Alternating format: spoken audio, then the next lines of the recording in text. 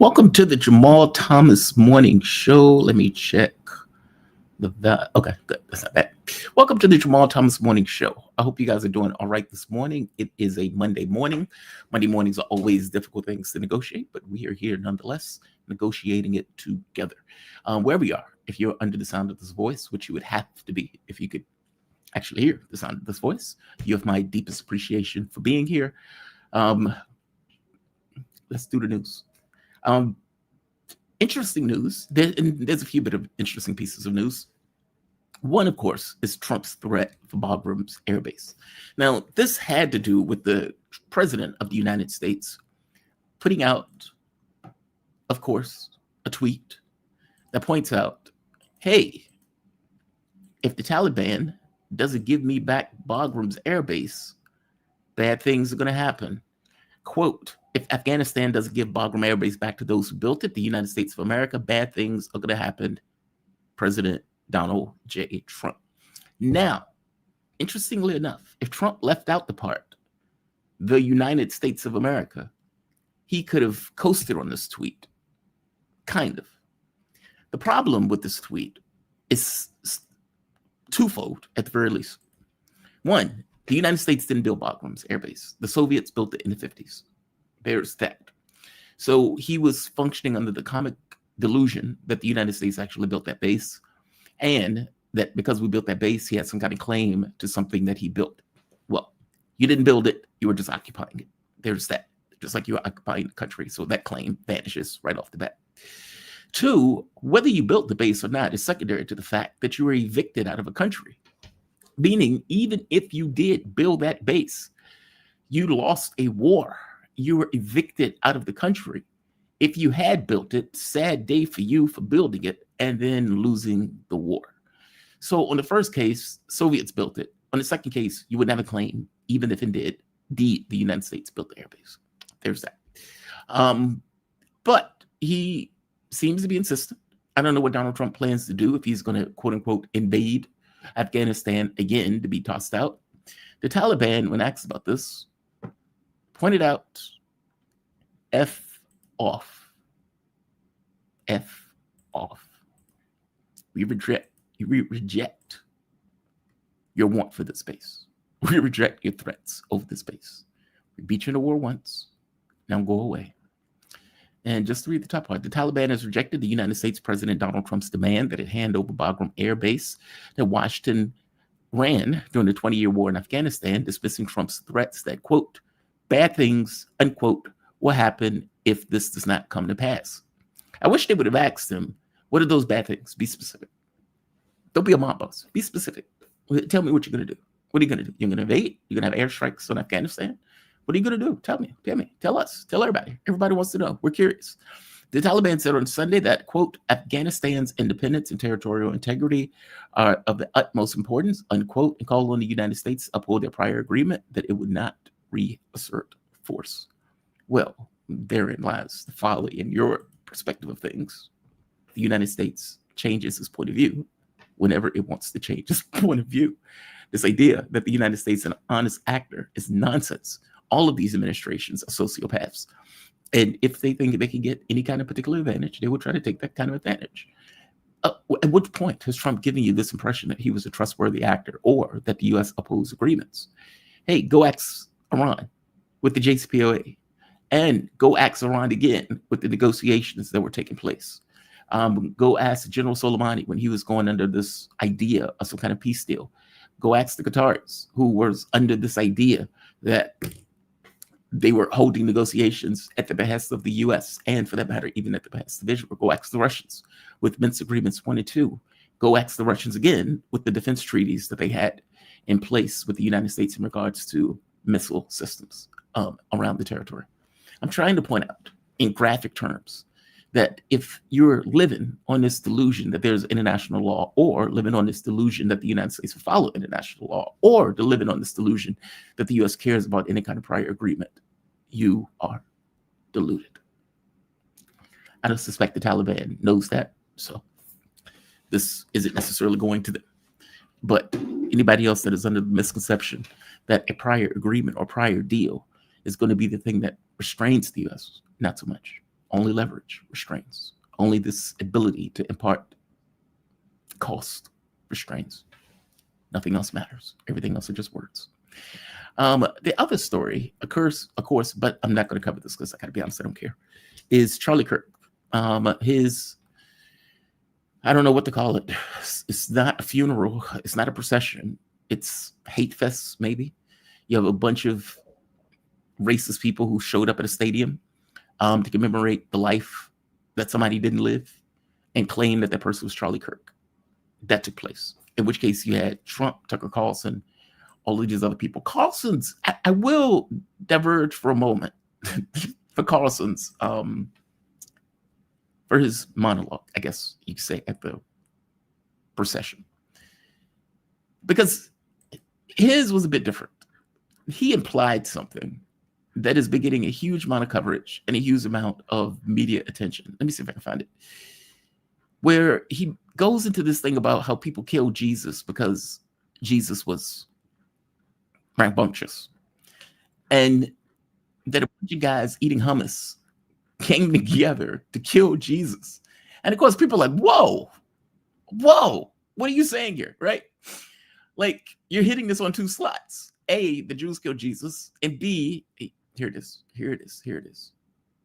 Okay, I'll play this, and I'm going to go to my guest, since I just heard him pop in. All right, listen to what he said at the memorial service. This is Carlson. And like I said, this is the beginning very much talking about the people, but this is going to be the only clip that I play from this because I don't really care. And it actually reminds me of my favorite story ever. So it's about 2,000 years ago in Jerusalem, and Jesus shows up and he starts talking about the people in power, and he starts doing the worst thing that you can do, which is telling the truth about people, and they hate it, and they just go bonkers. They hate it, and they become obsessed with making him stop. This guy's got to stop talking. We've got to shut this guy up. And I can just sort of picture the scene in a lamplit room with a bunch of guys sitting around eating hummus, thinking about, what do we do about this guy telling the truth about us? We must make him stop talking. And there's always one guy with the bright idea, and I can just hear him say, I've got an idea. Why don't we just kill him? Now, you can imagine why this is getting a huge amount of airplay, right? A, the assertion Jews kill Jesus. Two, in an allegorical way, making the argument that in his mind, in his belief, either Israel was involved in the killing of Charlie Kirk. That's amazing. That's amazing.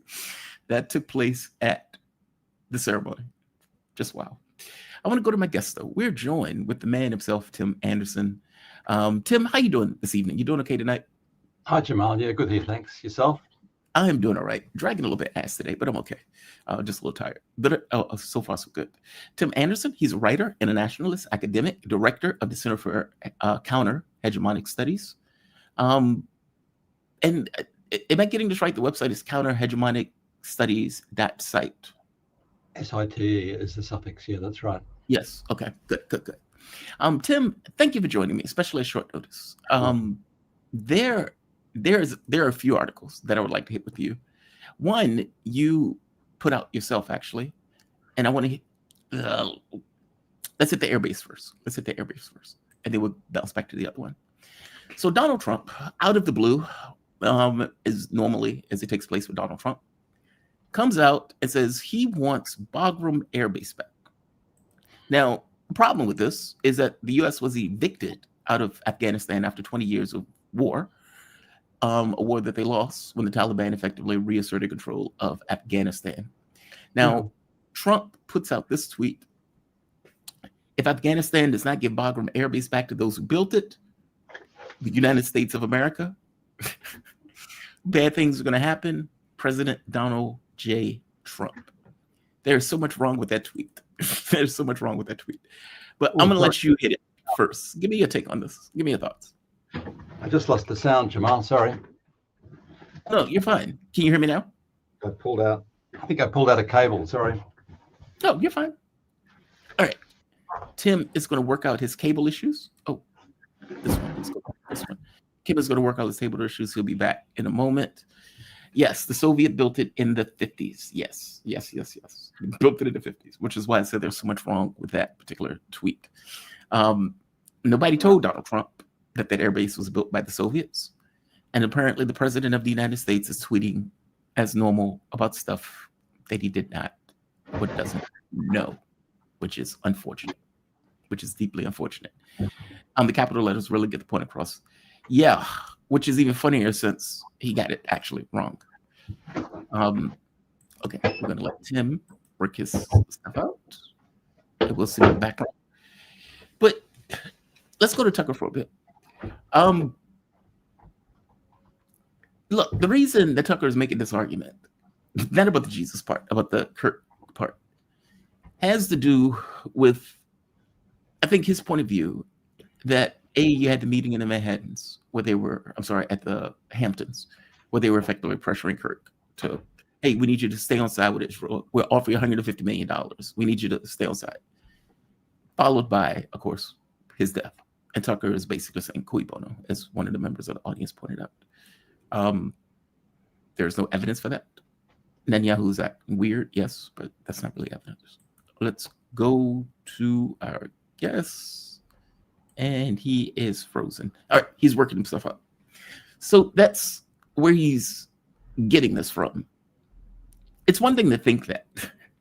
It's another thing to say it at the effectively funeral plus to a crowd of hundreds of thousands of people that is going to be pushed out to the rest of the world. That is pretty amazing. That's pretty amazing. But never stopped him before, didn't stop him now. And so that's what you effectively got at that funeral. I'm about to say wedding. That's what you got at the funeral. Other speeches, of course, by his wife saying that she forgave the white guy with a gun that killed him. Other people blaming this on the left, which, again, I don't quite get. A white guy with a gun killed Charlie Kirk. Nothing else. But nevertheless, they're using this as a political cudgel and as a political weapon. And the hate fest that, a bunch of people effectively went to today kind of makes it clear that that's where they were effectively going with that in regards to the tenor of the conversation. So we'll see what that turns out to be and what America becomes after this. But let me go to my guests. All right, Tim, can you hear me now? I'm sorry. Yeah, I kicked the cable and the sound turned off, so I lost everything for a moment. You're perfectly fine. You're perfectly fine. I was just reading the tweet by Donald Trump, and I'll read it one more time just for the audience. Right here, and here. All right, so Trump comes out, puts out a tweet randomly. If Afghanistan doesn't give back Bagram Air Base back to those who built it, the United States of America, again, if he doesn't put that part in, maybe you could skate. But you put that in, meaning I, Donald Trump, believe we built that airbase. Bad things are going to happen. President Donald J. Trump. Now, he can try to claim that somebody else is named president with his initials, but I don't know how many people are going to buy that. What is wrong with that tweet? That tweet is so wrong on so many levels. Give me your thoughts on this. Well, it's his habitual way of communicating, isn't it? We'll make a threat. I want something, we'll make a threat, and maybe I'll get it, maybe I won't, basically.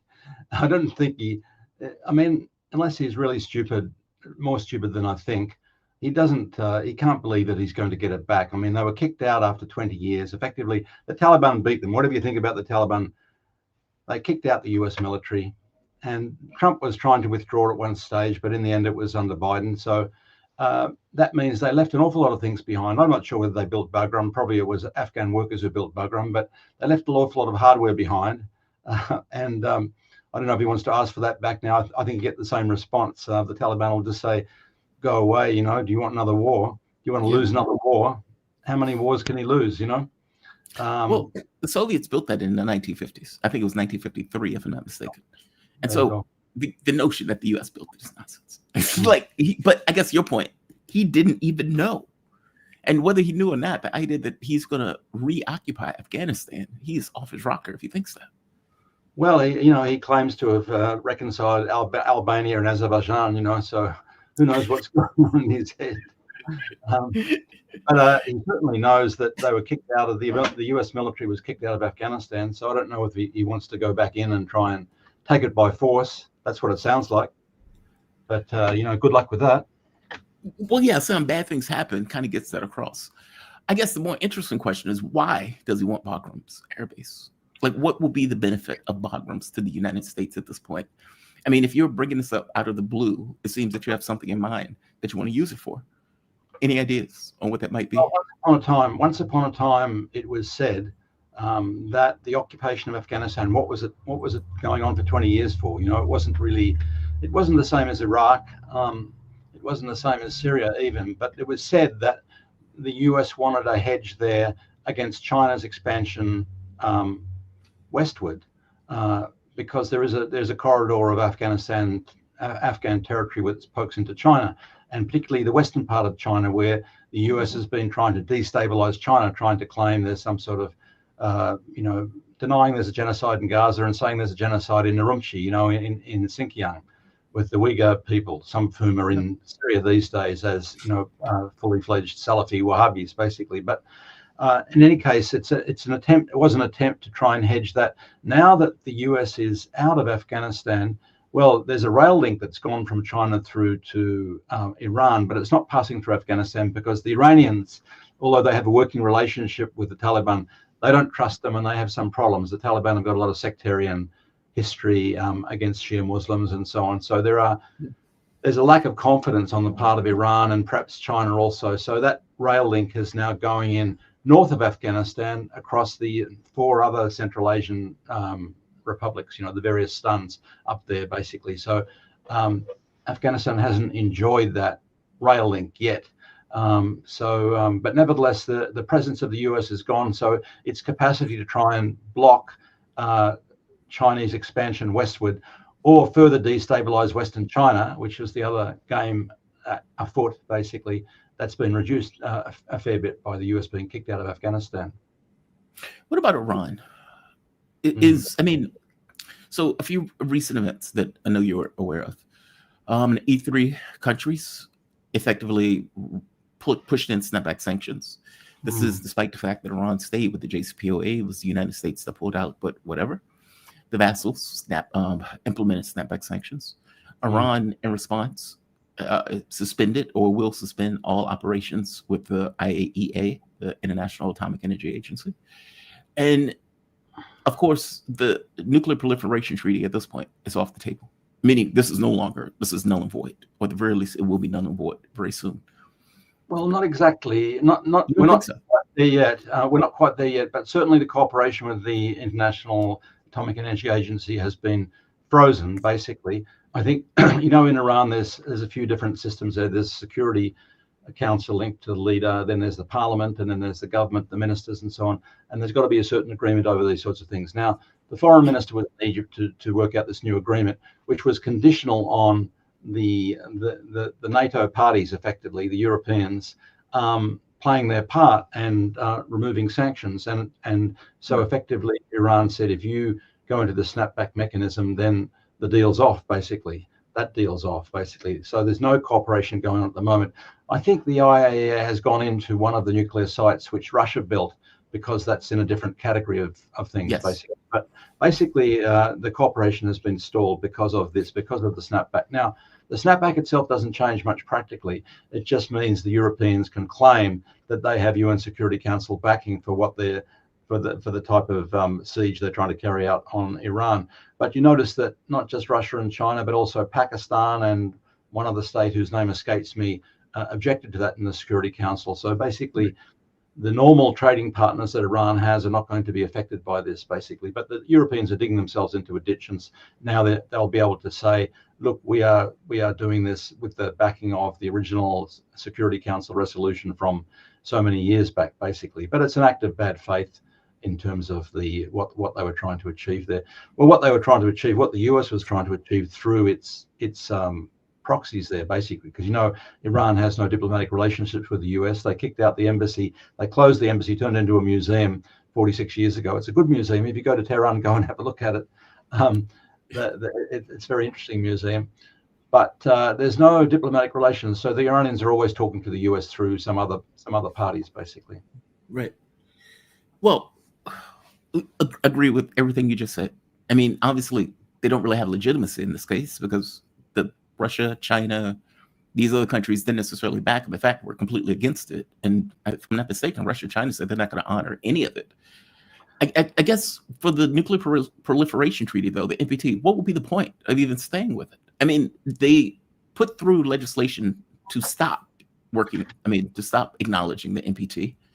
So wouldn't this be a rationale for them to withdraw from it?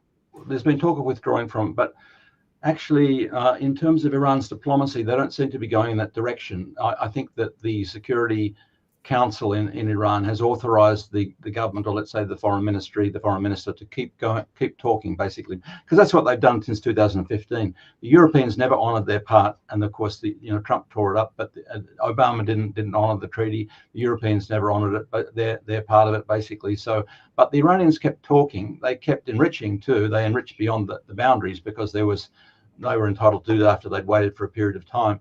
But they kept talking really just to try and keep the goodwill going, basically, so far as there was goodwill. Now we've seen the tactics of the Trump administration, at least, are to go and bomb people when you say you're going to negotiate with them. There's the Iranian team when they were in Muscat in Oman, and the Israelis were bombing Iran, and Trump came in and bombed them as well. Actually, probably to save the Israelis, to end that 12-day war, basically.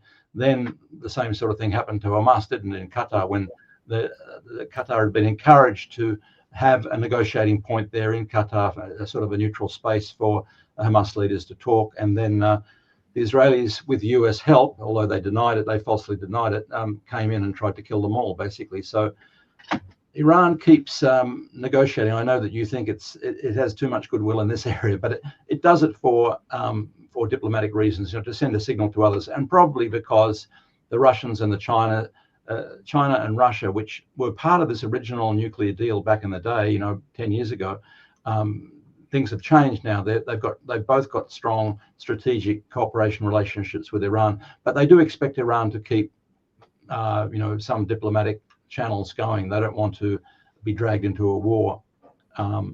That because Iran is shown to itself to be very intransigent. Although many people in Iran, of course, are feeling more and more intransigent. Certainly the attack by the Israelis has brought the Iranians together. There's an incredible unity within Iran itself. I was there just a week ago, and that attack brought them together. Really, there's a huge public opinion that would like to see Iran develop a nuclear weapon now, because they're sick of these constant attacks and all the bad faith coming from the other side, and the fact that the Israelis are just doing what they like, basically. And the Israelis have got a nuclear weapon, and that bothers them seriously, because they think even if we get into a shooting match with missiles again, the Israelis have got these nuclear weapons. So how come we haven't got a proper deterrent there? That is certainly a very popular opinion in Iran now, I know that. But nevertheless, the government has said for some time, we have this religious objection to the use of nuclear weapons, and on top, because they're not discriminate, effectively, you're going to have huge amount of collateral damage if you use them in any circumstance, and you don't know what that's going to trigger. And also, you do know it's going to trigger a regional arms race, basically, and they don't really want to see the Saudis and Qatar and the UAE all wanting their own nuclear weapons to try and counterbalance things if in their view, the balance of the region is thrown out. So there's still a lot of resistance on the part of the government to go down the nuclear weapon path. But certainly what the US and the Israelis have been doing is pushing the Iranians more and more to want to do that. There's a lot of public opinion that supports that now.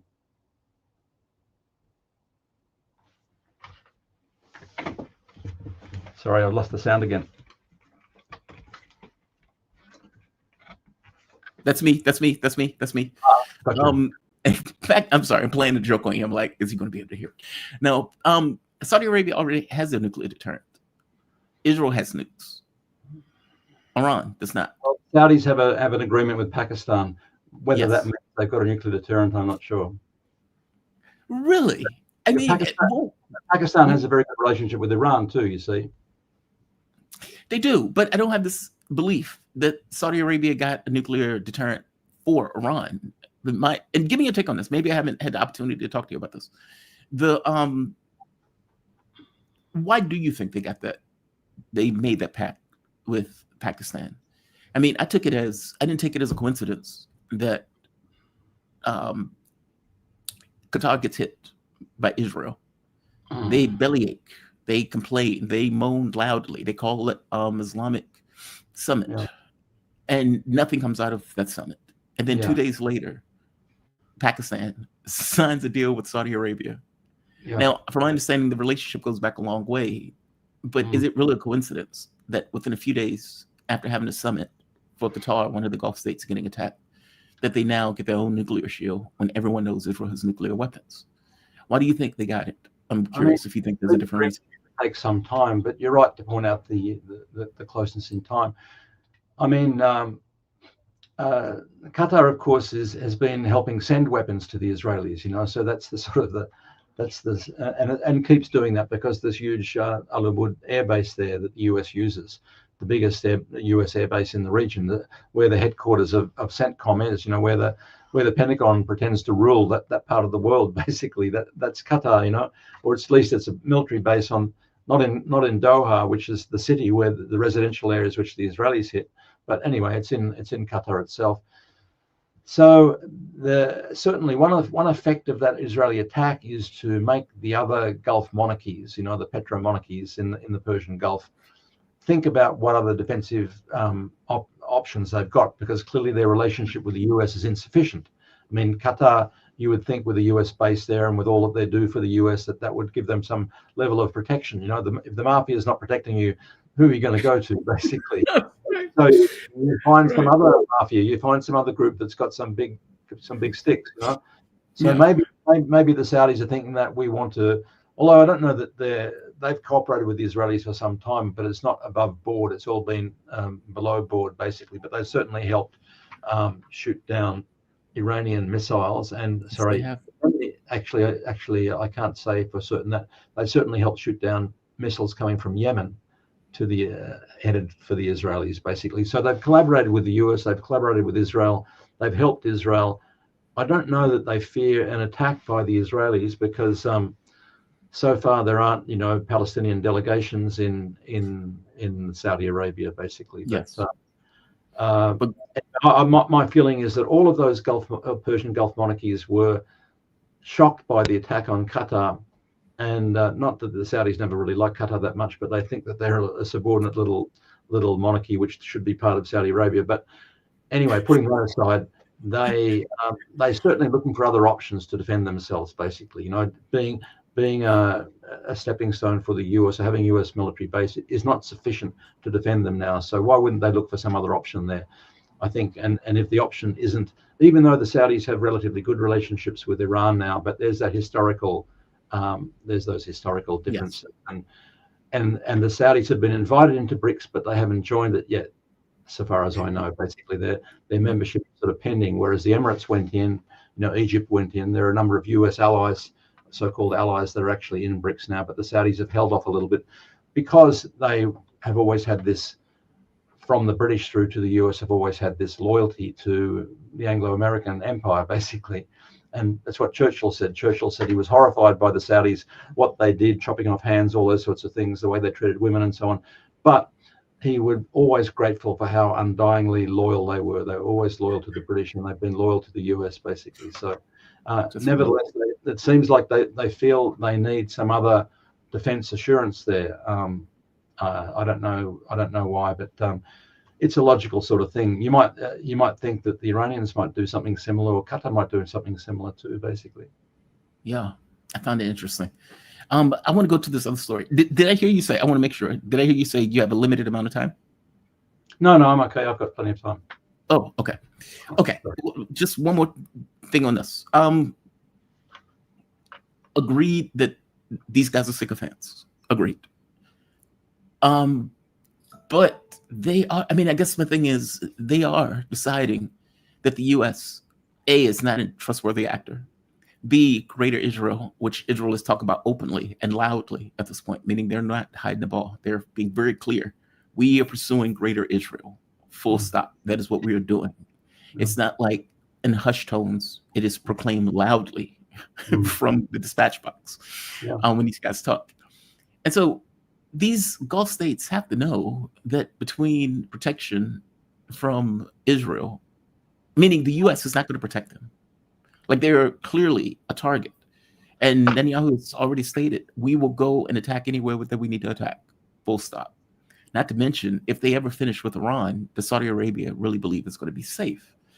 I guess all of these things have to come into calculation, correct? Or am I wrong on this? Oh, no, that's true. You're right there. And it's true that the Greater Israel map does include parts of the Arabian Peninsula. So in that sense, you're right. Yeah. And in fact, the Israelis, as you say, also, they're talking very openly about their ambitions. The ambitions have always been there. They've just tried to cloak it a little bit in the past.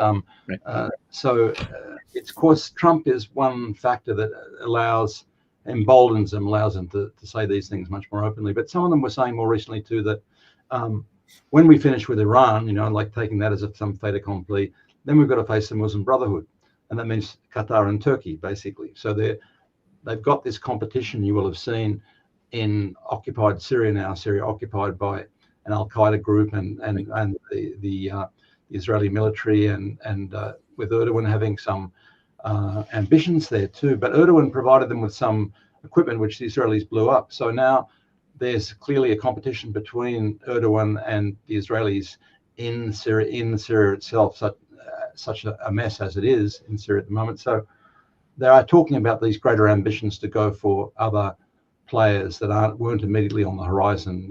More recently, on the horizon was Hezbollah in Lebanon and Iran, basically, and the popular mobilization units in Iraq too. Don't forget that there's still a significant resistance group in Iraq which has occasionally struck the Israelis during the Gaza, the attacks on Gaza. Basically, they attack some of the ports and airports and so on.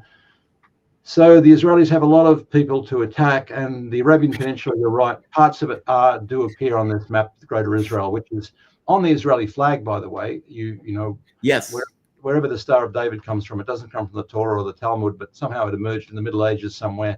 And then on the Israeli flag, it's got two blue stripes on either side of it, which represent the Nile and the Euphrates from Herzl's original formulation, from the Brook of Egypt to the Euphrates. That was the original idea. And as you say, they've spoken openly about trying to take over Damascus and other parts in between. But there is a claim on parts of the Arabian Peninsula, you're right. Does this create, and I guess this is the last question on this one, does this create friction in the region, or let's say alliances in the region? At the summit that recently took place, there were certain states that were far more aggressive, and there were other states that were less so. Yeah. And just recently, I think, if I'm not mistaken, this took place yesterday, at least yesterday my time. Well, I should say our time, because you're only 3 hours ahead of me. What is it called? Egypt and Turkey had joint military drills. Mm-hmm. Are they trying to signal something? And do you think this cooperation is legit?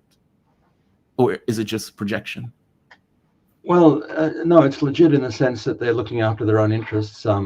If you're talking about what they said about the Israelis, it's not legit so far as Jordan's concerned, so far as Qatar concerned, and some of the others. But with Iraq, it's different, because in Iraq, there is a significant resistance to the Israelis, opposition to the Israelis, both within and outside the government in Iraq. So some of those statements at the Qatar summit have more meaning than others. Let's remember that when a lot of those Persian Gulf monarchies did far more against Syria during the dirty war on Syria than they have done against the Israelis, basically. So you have to take with a grain of salt what Jordan and the Saudis and the Emiratis and Qatar say about this. But it was a summit which included some players that have a slightly different position.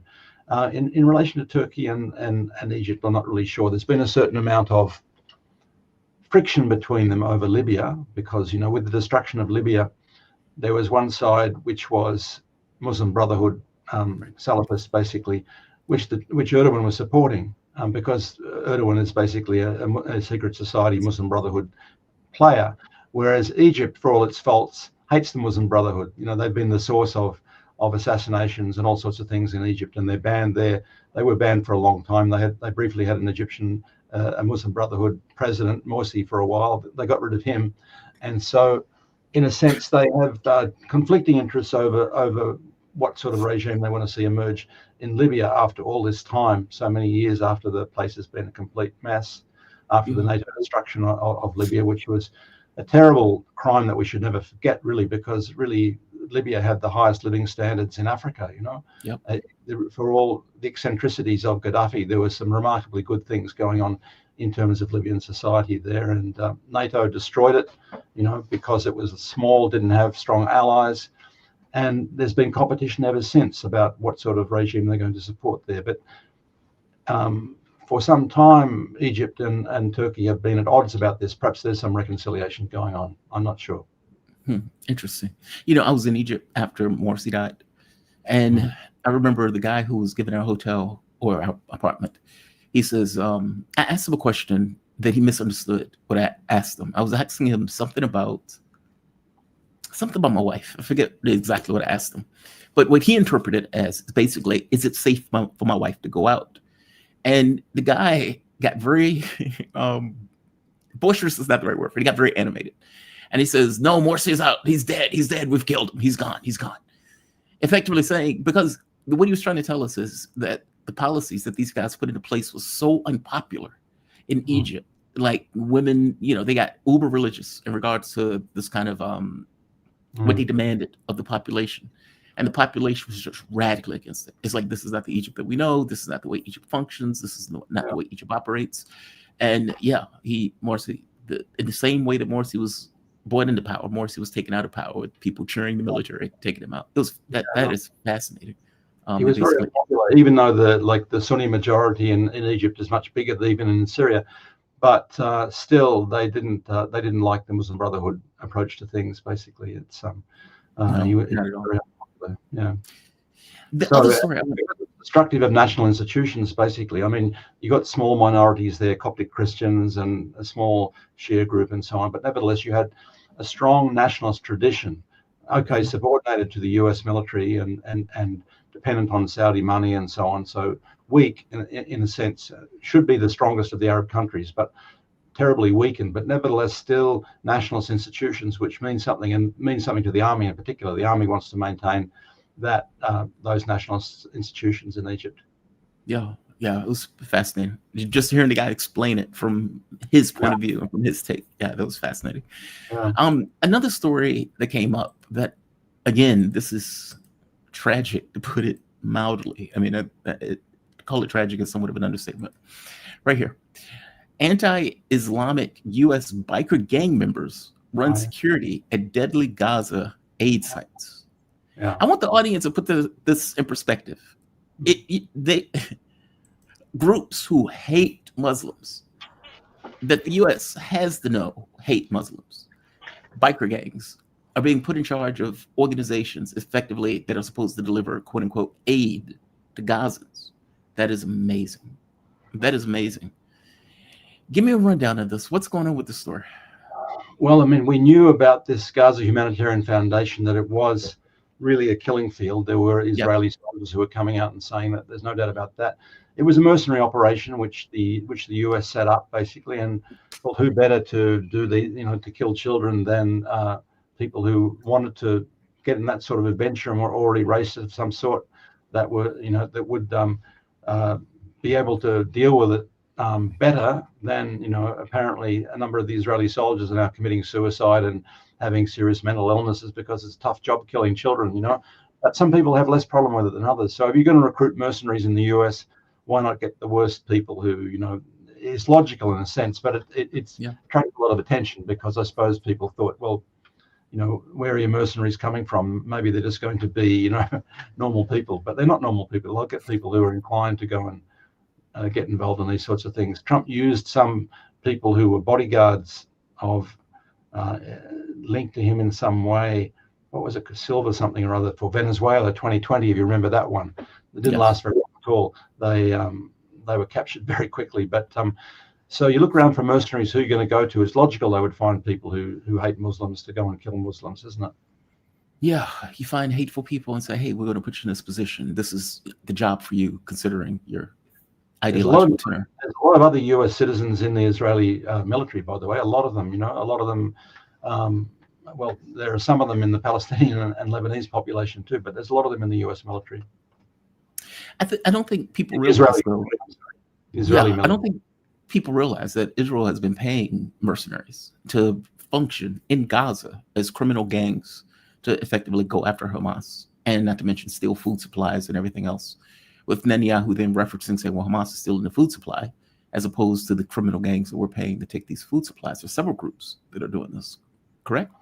Well, as I understand it, the US is paying them, but I could be wrong, but I doubt that the Israelis are paying them. Either the US is doing it, or they've got the money from the Saudis or someone else like that to pay it, which is usually the game, isn't it? In this part of the world, they'll get the money bags people to pay the bills for the wars that they want, and other people to be in the front line. In relation to these guys, though, they're paying them what, $1,500 a month? Is that Yeah, right? that's what the article said. I assume Yeah, each. $1,500 each to murder Palestinians who are ghostly figures standing out there trying to get food. And good on the BBC for reporting this. It says the BBC has identified 3 leading members of the Infidels MC. I guess what's that, motorcycle club or motorcycle gang, who have senior roles at the U.S. Gaza's operation. It says Larry Jarrett, who has been publicly named as Infidel MC Vice President. I mean, even the naming of themselves, Infidel MC, like they're making almost like a joke out of it, like a mockery of, basically, yeah, that's wild. That's profound. Jamal, there's another post here. I'm seeing that the $1,500 is a day. $1,500 a day. But it's for the gang. It says for the gang. So that may be a collective payment. I'm not sure. But there's another post that says the $1,500 is for a day. Either way, that's a huge amount of money. And it says the gang National Treasurer Bill, quote, Saint, ironically named, Sibib, who leads security team for one of the GHF's 4, quote, safe distribution sites, also ironically named one of the gang's founding members, Richard A. Tracker, unquote, Lofton. He's a team leader at another distribution site, meaning they're putting these gang members in positions of authority in this organization, which on some level would mean that they're controlling elements of what this organization does. It's not just rando gang member stationed outside of a thing, which would be bad enough. It's gang members throughout the organization in leadership positions. And one last thing, the name Infidels, MC, like they are using an Islamic term to describe themselves with as they go out and commit murders. That's astonishing. Yeah, well, they're seen as crusaders. I see they have a banner to make Gaza great again. That's something they borrowed. Yeah, but it's logical really that if you're going to look for mercenaries, you're going to look for people who are unscrupulous and are ready to shoot people that they don't know on demand, for money. It's a logical outcome of running these sorts of operations, and it's a logical outcome of the sort of things that Trump has been doing too, because really his inclination has been to use mercenaries more than the US military. If you notice the recent interventions, not that they've been particularly successful interventions, like this one too, but the one in Venezuela too, really, he would like to find an easy way to do it. Hence, putting a price on Nicolas Maduro's head in Venezuela. You hope that you're going to incite someone to carry out an assassination, and then it'll be a cheap way, basically, of getting some sort of political objective. What that will achieve, I'm not exactly sure. There's already been some attempts on Maduro's life in Venezuela, but this is the modus operandi of Trump, isn't it? Put out a reward. He didn't say dead or alive, but that's more or less the message that's coming across, isn't it? And then you've got the bikie gangs in Gaza. You've got the attempted coup in 2020, which failed, and then there was a prisoner swap more recently that Venezuela participated in, to get some of the Venezuelan men who'd been sent to these supermax prisons in El Salvador. Just ordinary civilians. They weren't members of the government, but nevertheless, Venezuela swapped some mercenaries that had been captured under the first Trump administration there when they tried to invade, small-scale invasion, basically. So using groups of mercenaries seems to be a common theme in Trump administrations. Yeah, I guarantee you, if they killed Maduro, Trump would say, well, we never told you that we wanted him dead. We don't have to pay you anything. Oh, he said He would renege. Didn't say dead or alive, but it looks like the Wild West, doesn't it? Yeah. Right. He will totally renege on that deal. Speaking of ineffectual, and I'm calling it that. You can give me your take on this. Multiple European states. So Keir Starmer waited for Donald Trump to leave before coming out saying he wanted a Palestinian state. France, Portugal, these European states at this point have come out saying we want a two-state solution. Does this matter? Yes, it does in a way, because they're the same with the government of my country, in Australia. They're shifting around, trying to create a new image for themselves.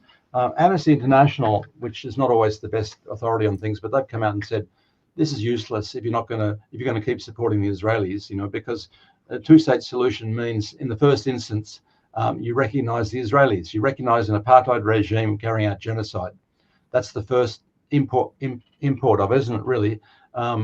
In other words, you don't want to not recognize an apartheid regime carrying out genocide, which is what international law suggests, basically.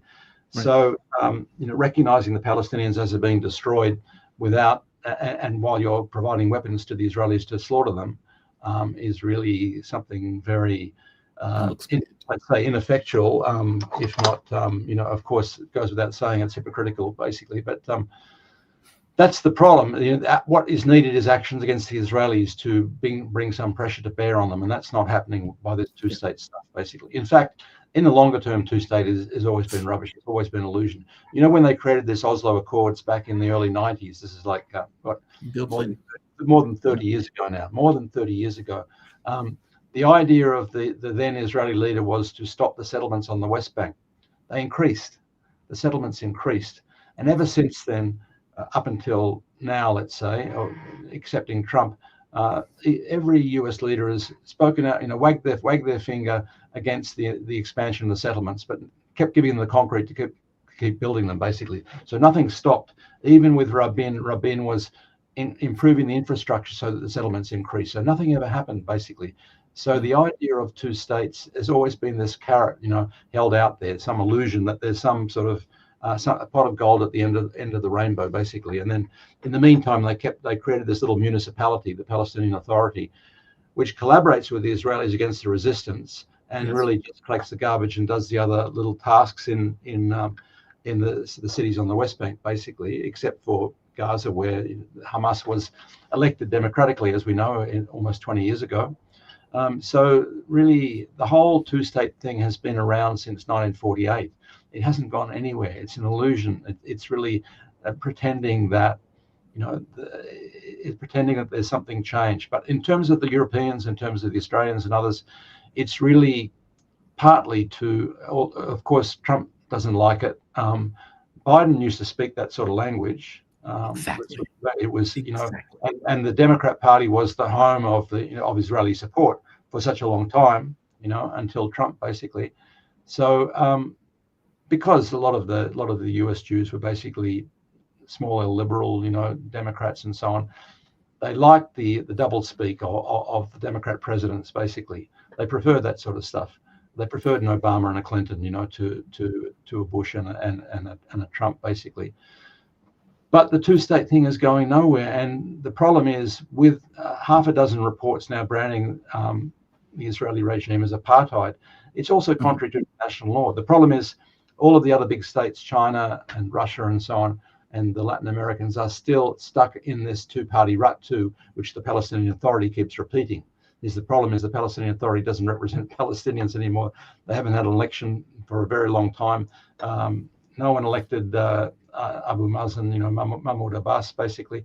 But nevertheless, it's still there, and he still keeps representing the PLO in international forums and so on, and presenting this idea of two states as though it's a goer, basically, but it's a dead dog, basically. It's not going anywhere. It's really a cruel illusion there, basically, and it distracts from the real game, which should be you dismantle apartheid, like in South Africa, at least you're on a way to having a democratic state, basically. Right. In South Africa, which was nuclear armed, which was crazy, which said it wasn't going to change. The US and Britain backed it up and so on. All of those things that are said about Israel today were said about South Africa. You might argue that the Israelis are more deeply embedded in the US deep state these days than apartheid South Africa was, but nevertheless, for a very long time, the US and Britain supported apartheid South Africa. So that's the clear alternative. You know, if you dismantle apartheid or you keep talking about a two-state solution, which will never happen, basically. So I think it's a branding exercise. It is the Europeans trying to distance themselves from Trump. They don't like Trump. I don't think any of the so-called allies of Trump like him, but they fear being rebuked or disciplined by Washington, by the deep state, basically. They fear politically and economically the result of that, as they did with over the Ukraine war and as they did with the Iranian sanctions. You know, the Europeans never had an independent position on Iran up until and including this snapback issue. They're really doing it for the benefit of the US, because actually the European states themselves, like France, would like to do business with Iran, you know, and they started to do it again in 2015, you know. So this is the problem of the Europeans and Australia and New Zealand, those other little hangers-on in the Anglosphere, particularly, having no real independent policy, no independent political will, basically. They're hanging on the coattails of Washington, which they don't like, but they're afraid to, and they're in fear of being punished by Washington. That's the humiliating outcome, basically. But they're trying to, at the same time, they're trying to rebrand their image. They don't want to be held directly accountable for what's going on. Now you see a bit of a change. Did you see Ursula von der Leyen saying this is terrible, the starvation that's going on in Gaza now? So you've got some more noises coming there, and there are some noises coming from Europe, like from Slovenia and from Ireland and from Spain, which do seem like they're taking a couple of steps in the right direction there, but it's been very slow. Maybe the action's catching up to the rhetoric. It's been mostly rhetoric so far, but it's really a lot of rebranding going along from the European side, I think. Agreed, but it's not just the European side either, though. I mean, this doublespeak has been used by pretty much every country on earth, with the exception of Yemen, or Yemen and Iran, for lack of, for all intents and purposes. Erdogan will go out and make a speech comparing Netanyahu to Hitler, and yet work with them in order to overthrow the government of Syria and still allow gas to transit. Send oil to the Israelis as they're bombing Gaza. Yeah. China would do the same thing, where they would go out, they would make these strong statements. Oh, we don't like this. This is horrible. This is genocide. The U.S. is doing this and that. And yet, it's the largest trading partner. If you don't take the European Union as a single entity, if you take them as just individual states, China is by far the largest trading partner with them. I mean, I don't think it's the largest one, but it's certainly, it hasn't stopped. It's not committed itself to any boycott. Yeah. Short of the European Union, it is the largest in regards to imports, meaning sending things into Israel, giving the things that they need, meaning the bombs or the drones that they use to drop bombs on kids. You can look it up. Don't take my word for it. You can look this one up. They are a juggernaut. Yeah, they're a juggernaut in regards to weapons to them, but of course, China makes most manufactured stuff in the world these days, so it's logical that some of the stuff's going to get there, basically. I don't think China's as big as some were saying. I know Al Jazeera was writing that, but I think when I looked at it, the Netherlands had about the same level of trade as China did, and the Netherlands is a small country, so. Well, that's on exports. Sorry? That's on exports. Yeah. So on import, there's a difference. On exports, China is very small, meaning the amount that they take in from Israel is very tiny. I think Ireland has more, if I'm not mistaken. Whereas Spain has been a big importer of Israeli weapons, basically, and that's what the Pedro Sanchez is saying they're going to cut now. They've been saying it for a while, but it looks like they might be acting on it. Basically, they had a net sort of import of about $1 billion of weapons, drones and those sorts of things. So they say the Spanish say they're cutting that now. Russia also. I mean, I guess my thing is, it would be similar to if nobody cut trading ties with Hitler, but it was clear that he was committing genocide. And every day you could see Jews being burned in ovens. Every day you could see them being used as shoe leather. Every day you could, et cetera, et cetera. All of these horrors of the Second World War. Well, there was a lot of U.S. business with the Nazi Germany. A lot of it, the IBM was in there. General Motors, Ford was in. They were all in there, and they were doing stuff for the army. Yeah, including into the war itself. But that's my point, though. People look back on that not as a positive. They look back on that with this huge, like, how on earth could you work with these monsters?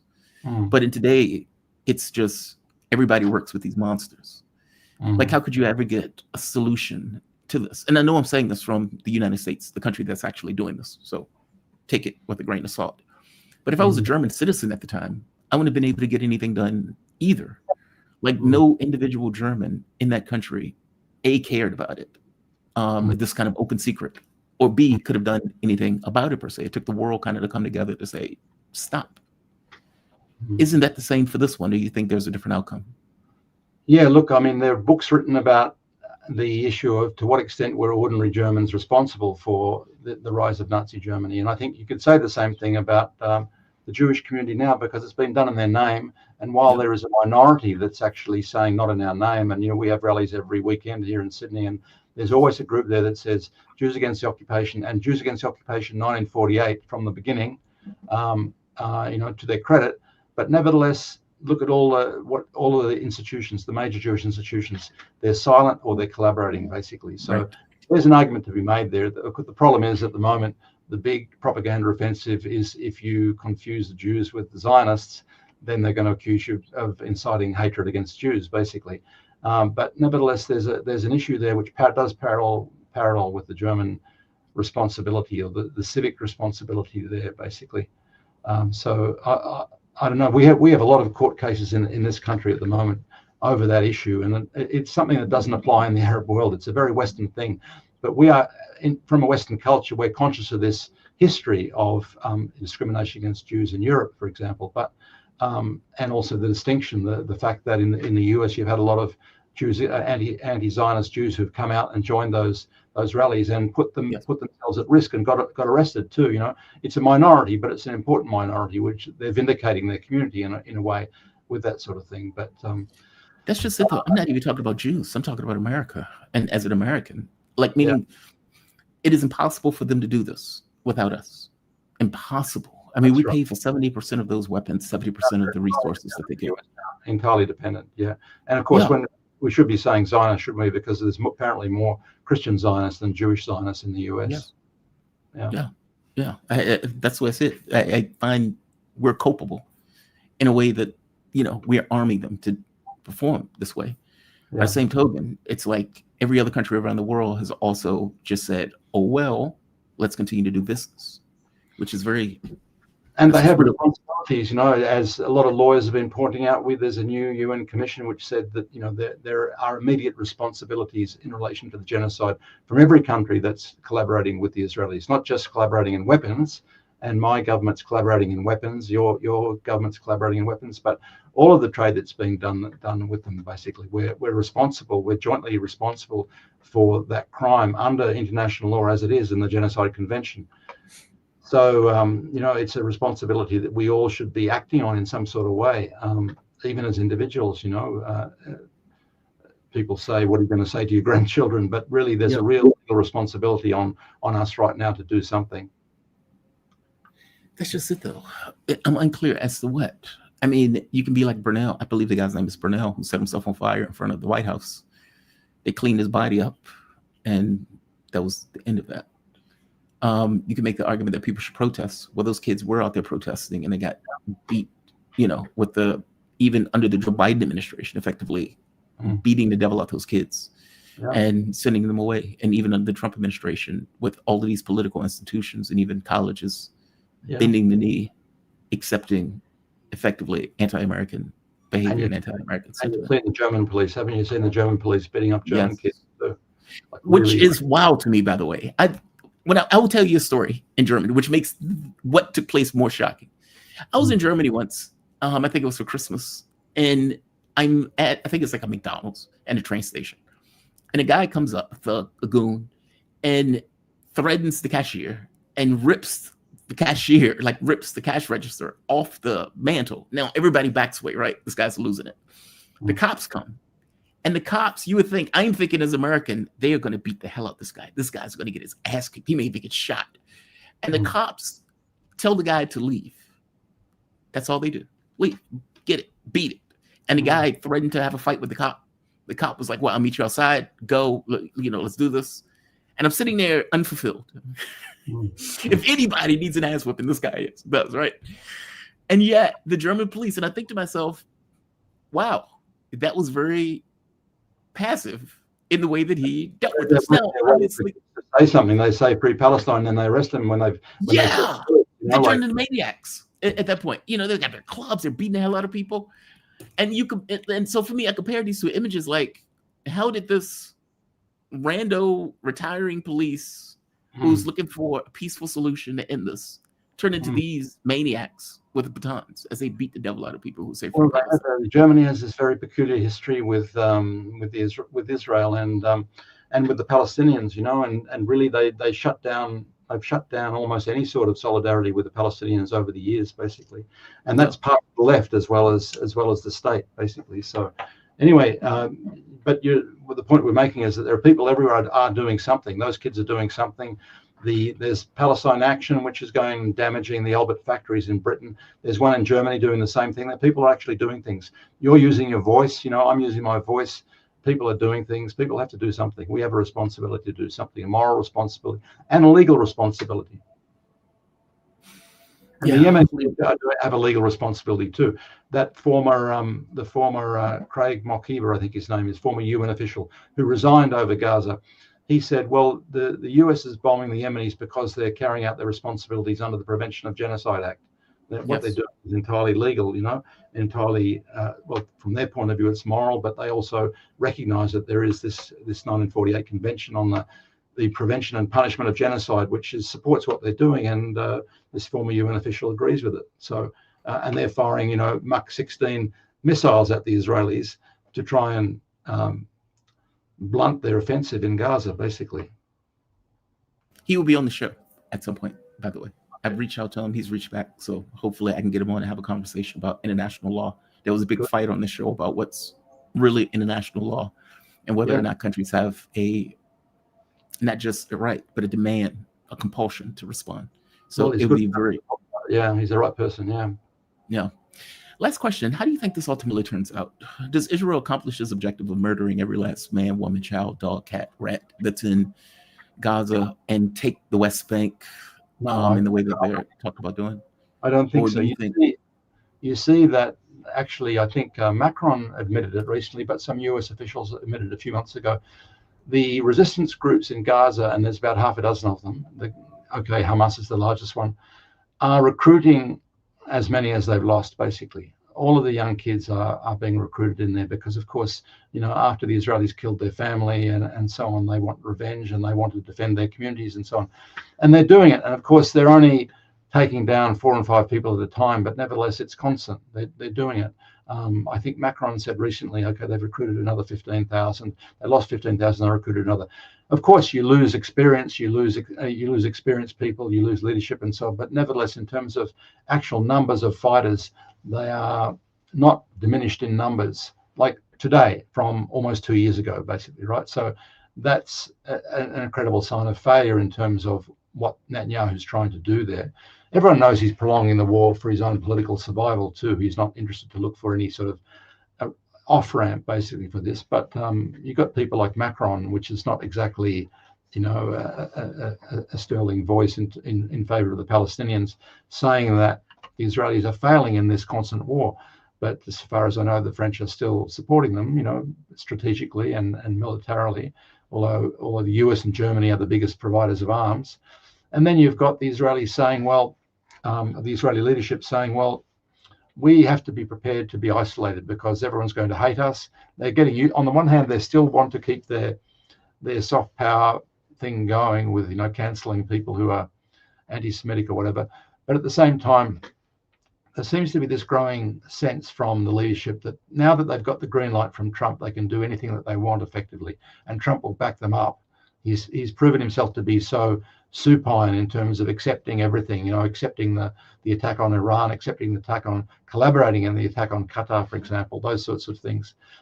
Not, of course, telling them to finish the job in Gaza, but nevertheless supporting them with everything that they want, basically. he is giving such a lot of green lights to the Israelis that they will just keep doing as long as they can, so long as Trump's there, basically. Of course, they spy on the US to try and see if there's any possible weakening there. We know that domestically there is a certain amount of weakening in terms of within the MAGA movement that doesn't really show up in terms of the deep state or the regime at the moment, basically. Of course, there's a fair bit of questioning going on inside the MAGA movement with people like Tucker Carlson and Candace Owens and so on in particular. I'm not sure about the other guy, Charlie. That seems to be much more iffy. Behind the scenes, apparently, yeah. There are certainly important people within the MAGA movement, but it doesn't translate yet into a change in what the US military is doing in terms of supporting the Israelis. So that emboldens them, makes them keep going. They will keep attacking countries so long as they have that, and they don't really seem to care so much that people are going to hate them. They seem to be coming to accept the fact that the world is going to hate them in some way, and maybe that's some sort of part of the prophecy that they think that they're the path that they think they're on. Right there. I would like to make a conspiracy theory. I'll call it that. Hypothesis, maybe, if I'm being pleasant for it. Are they trying to get people to hate them on purpose? I mean, they're effectively ritually sacrificing children, as a professor put it online, where they're effectively killing kids. I mean, 43% of the people they murdered were children. And if you go by Albanese, she points out that 680,000 are dead, not the 50,000 or 50 whatever thousand number that they keep putting out. That 50,000 number sounds ludicrous on its face. 60,000, I think, are identified individuals. Yeah. Yeah, but her point is that number is 10 times higher than the number that they're effectively giving. And she makes the argument, you can't prove it and you can't disprove it because nobody is there to validate it one way or the other. You can't get the body of somebody who's under a building. You can't get the body of somebody who's burning under a tent. Many of these bodies are in places that you just don't have access to. So just by giving, these are the names we've identified, it's insufficient. Yesterday they spent 8 hours rescuing a little girl in an area just east of Gaza City. They got her out after 8 hours, but her whole family was killed and they haven't got their bodies at all. Exactly. So those names aren't listed. Only the little girl is listed in the numbers. Are they, and I guess this boils down to two questions, but they mean the same thing. A, are they trying to create solidarity among either Jews, Zionists? I would say Zionists, just because these are who they are, but as you point out, there are many Jewish institutions that support this nonsense. Are they trying to create solidarity by getting the entire world to hate them, which also plays into this myth of fighting the entirety of the world? The entire world will be against the state of Israel at the very end. And, you add to that the red heifer that they've been breeding in Texas, of all places, the Oxamos that talking about building the new temple, meaning they are putting pieces in place for a prophecy of the end of the world or the end times. That's what it seems like they're doing, meaning these are religious maniacs. And so the South Africa model, does that work in the context of religious maniacs that ultimately do want to end the world? It's one thing if you and I agree on mutually assured destruction. I don't want to die, you don't want to die, so we have a common basis. It's a different thing when you are thinking we're going to end the world and Jesus is going to return. Meaning for Christian Zionists and for Israelis, they are seemingly trying to fulfill a prophecy, and the sacrificial murder of children seems to be part of that prophecy. That is a different animal than South Africa. And correct me if I'm wrong on this. Well, the first point about the religious stuff, I mean, it's true that there are some religious Zionists in the regime, in the government at the moment.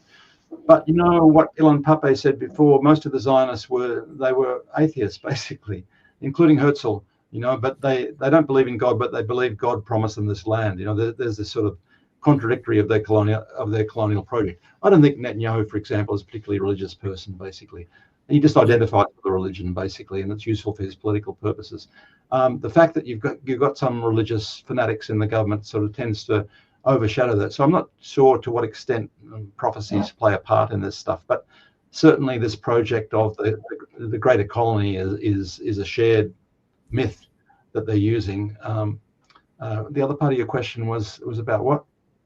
Well, I guess the point that I'm trying to aim at is, do they want the bring world? in South Africa as a similar example, but South Africa wasn't a religious state in the way that it was operating. And I guess my main argument is they seem to be taking steps to fulfill a prophecy.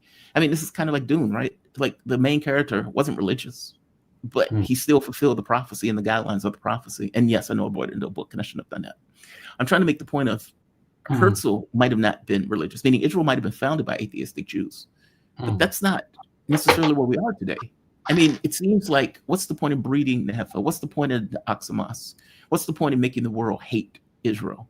If not, these are elements of prophecy that they are taking steps to fulfill. This is not like God imposing it. This is what they were doing. Well, they seem very reckless about it, but on the other hand, they're still in denial. You know, Netanyahu is still denying. This is a great anti-Semitic conspiracy to say that genocide's going on and a blood libel and the rest of it and so on. You know, of course, as soon as you start talking about sacrificing children, they'll just say, well, this is the old, you know, the elders of Zion myth. 43% of the people dead are kids. Yeah. And you can watch it. But what I'm saying is they're in denial. They're still denying for whatever reason, basically. Yeah. While they're accepting the fact that the world is coming to hate them, because how can you not see that, basically? Right. But nevertheless, there's still a denial going on for certain purposes. But yeah, there's a certain amount of solidarity, I suppose, in the people that remain. I always wonder sort of the composition of the Jewish people in Israel now, because after all, who left in recent years? You know, the people who wanted a holiday camp or wanted to go to a summer camp in Israel and have it easy. They didn't want to go and fight in the army and get maimed and become amputees and so on. So it's not a very safe or comforting sort of summer camp for Jewish North Americans these days. So I think the composition of the population, of the Israeli population, must have changed a little bit. Who are the people that were emigrating? Who are the people who were leaving? Were they more the liberals who sort of had this idea of a nicer, kinder, had an ideal of a nicer, kinder Israel, and the ones that are left are more fanatical, hard line, ready to die for their colony? I'm not sure, basically, but certainly they seem to be becoming resigned. The leadership seems to be becoming resigned to getting that solidarity from everyone's against us, and the world's against us, and we're going to be here. Whether that is based on a religious thing or just really, I really feel that the US, the Trump regime in particular, has really helped consolidate this emboldened arrogance at the moment with the Israelis, that they can hit anything, they can do anything that they like because Trump will support them, won't do anything against them. He is so completely co-opted in a way, I think, really, you know, not just Trump, of course, it's the deep state, it's the people that are supporting him to do that, basically, because I don't think Trump is really a leader in the sense that he's not really imposing himself on the policy that he's adopted. Like many other presidents have adopted a whole package from the past. He couldn't get out of Syria or Iraq when he was there. He was talking about it. He talked about getting out of Afghanistan and Iraq, and Syria couldn't do any of it, basically. He did a tiny withdrawal from Syria. So he's talked about ending wars. He hasn't been able to do it. So really, he's not shown himself to be a person who can impose himself on these big issues. So there's something else in a deep state that's going on there that really, in my mind, it's always been the case that the Israelis are a part of the deep state in the US, basically, and including all their finance, including all the lobbies and so on. It's part of the US regime, basically. Yeah. Trump is going along with that, and he's not really, how is he different to Biden, except that he's maybe said things more openly, and Biden tried to keep the doublespeak going when he was capable of stringing a sentence together, basically. But essentially, it's great continuity, isn't it? Incredible continuity. Yeah.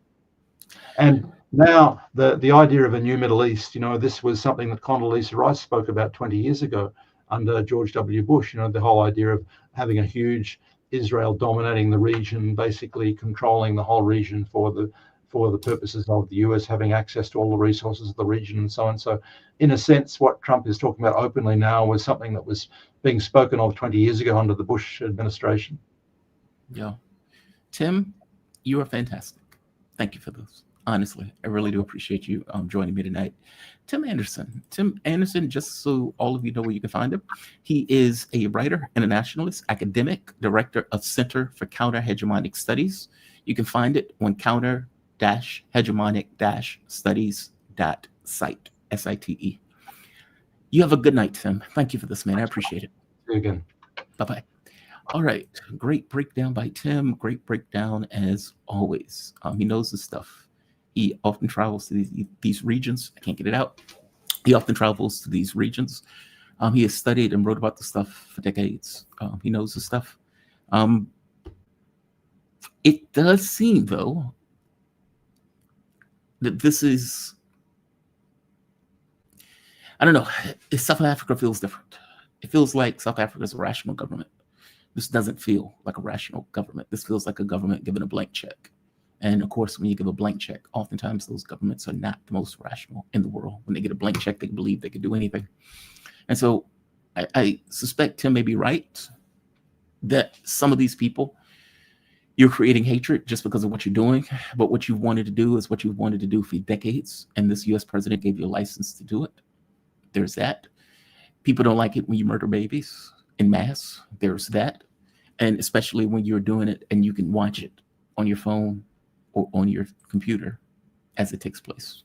There's that. Meaning you're creating that level of hatred, whether it's because you're trying to create the myth, this prophecy, quote unquote, of the world is against us. We have to fight the world off, et cetera, et cetera. I don't know. I do know that the red heifer thing is something that even a miracle needs a hand. They effectively was trying to build in Texas. There's that. So there are a few of these items that are troubling, to put it grotesquely mildly. But my man is here, and I want to go to him. We are joined with the one and only Mark Sleboda. How you doing, Mark? You doing okay this evening, this afternoon for you? Tomorrow. Thanks for having me. It's always an honor and a pleasure to be on the show, and I'm alive. How the hell are you? I am doing okay. It's always an honor and a pleasure to have you also. Mark Sleboda, International Relations Security Analyst.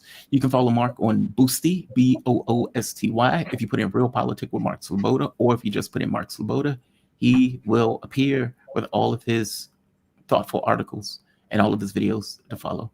Mark, thank you for joining me. Question: why does Russia keep antagonizing NATO? I mean, they're flying drones over Kaya, I can't think of that woman's name. Kalis's house, apparently. It's freaking out Estonia.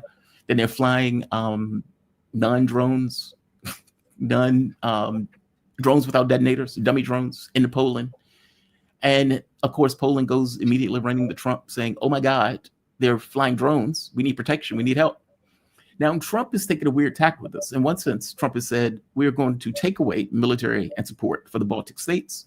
So no soup for you guys because you guys are worthless. You give us nothing. But for Poland, we will help you, Poland, especially if there continue to be breaches of your military space or your airspace. So why does Russia keep bothering Estonia and Poland? Well, one could make the argument that Russia has every right to. In fact, Robert Kagan, the arch U.S. neocon, the husband of Victoria Nuland, yep, right? An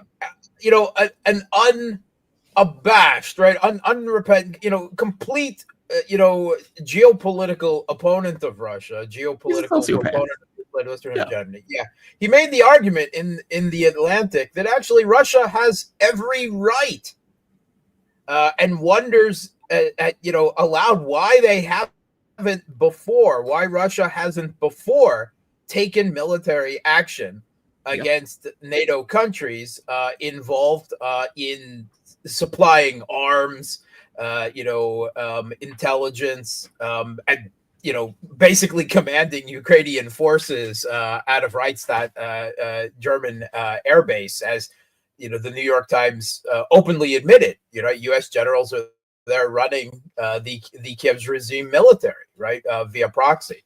And Kagan makes the argument in support of very different motivations, but he makes the argument that under previous historical precedent, Russia has every right, that these countries are de facto, NATO countries are de facto at war with Russia, and historical precedent, says that Russia has every right to consider them belligerents in the conflict and to strike back against them.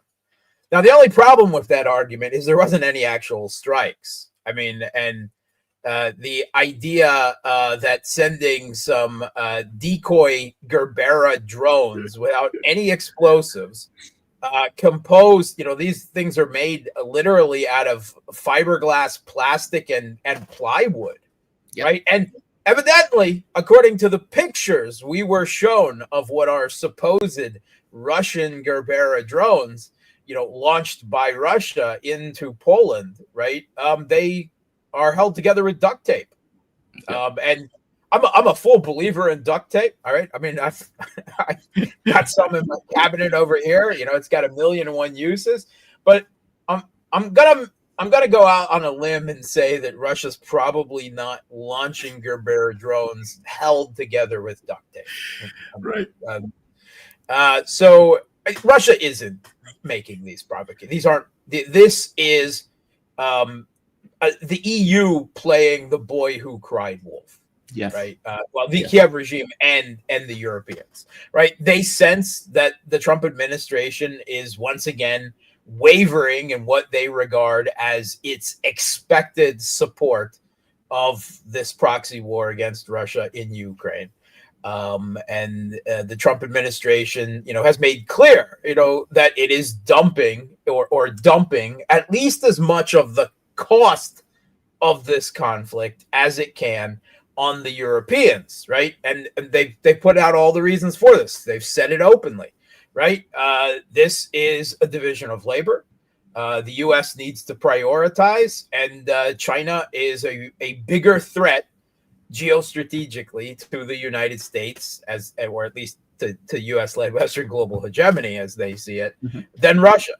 And the U.S. is already basically a couple decades behind their decision to pivot to Asia, because they just haven't been able to do so, right? From Obama, who first declared it, right, through Trump, Biden, now Trump again, they have not been able to do so, and they declared the intent to do so, although there's absolutely no sign that they're doing that or capable of doing that, because they're still getting bogged down in Russia, with Russia in Ukraine and in the Middle East.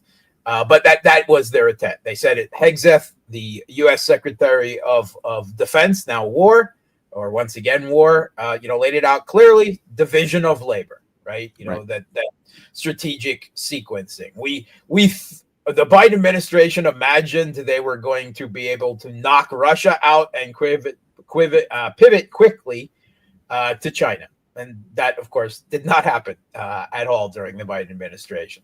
And the Trump administration thought that they would, carrot and stick and bluff Russia into a peace on American terms to freeze the conflict in Ukraine, pivot quick to the Middle East, take out Iran. That didn't work out.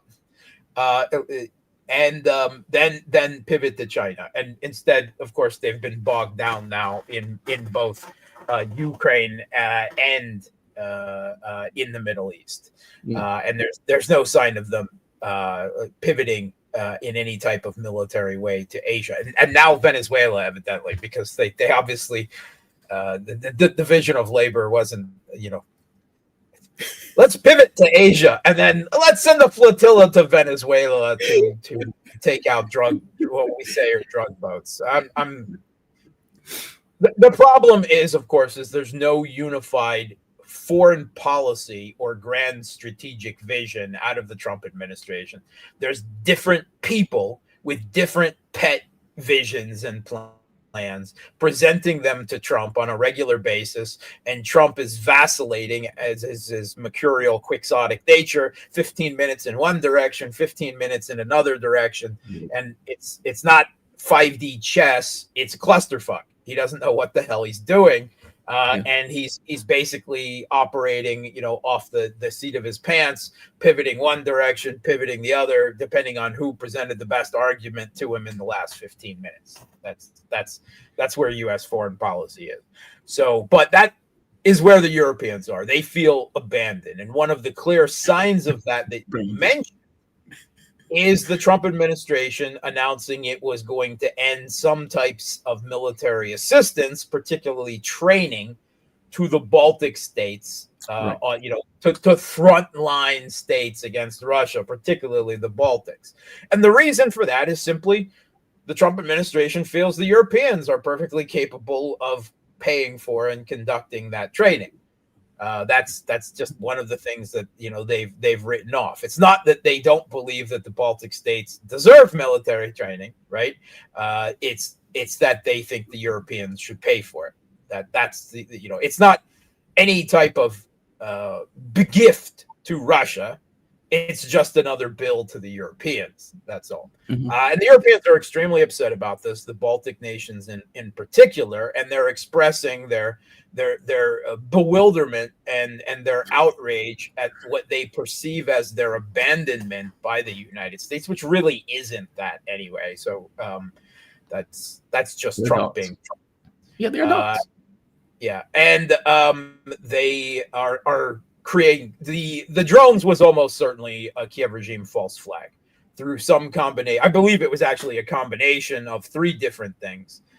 One, electronic warfare, diverting several of Russia's drones during a strike that focused on Western Ukraine off course, which is, they can be captured, but, particularly, let's say, Gerbera, low priority reconnaissance drones or decoy drones, right? That they weren't even reconnaissance because they didn't even have any reconnaissance packages. They were just decoys, right? Some combination of that, some combination of a few of them probably captured previously. These decoy drones are all over Ukraine, right? Because they're launched amidst flights of Garans, and when they run out, they just drop, right? Because they're just decoys. They have no value, right? So they litter Ukraine with Gerbera drones, and they don't really do any damage when they fall. I mean, anything falling from a great enough height, can, I don't know, take out a chicken coop, for instance, although not in this particular case. So some of them were this, right? They were captured and they were launched from Western Ukraine, right? Well beyond into Poland, well beyond the normal range of these drones, right? And then the third one is probably some of them were literally just carried into Poland on the back of a truck and placed on a chicken coop in Poland, right? And then it was set. I believe it was some combination of these three things to create enough of an incident, right? 19, drones. And there was, it's rather interesting because the Poles were warned ahead of time by Belarus. Which is really, that was Russia, right? Russia communicating through Belarus that some drones were off course, through electronic warfare, and that they were moving over both Belarus, which evidently tried to target some of them, and shot some of them down, and then into Poland. And the Poles were warned ahead of time, and later admitted that they were warned ahead of time. But even so, they had a very difficult time bringing down any of these completely harmless decoy drones, right? Supposedly, there were 19 of them in the air, right? I can't confirm that. But they claim to have only brought down 4 of them, right? And the rest presumably just crashed on their own eventually because they would have been out of fuel.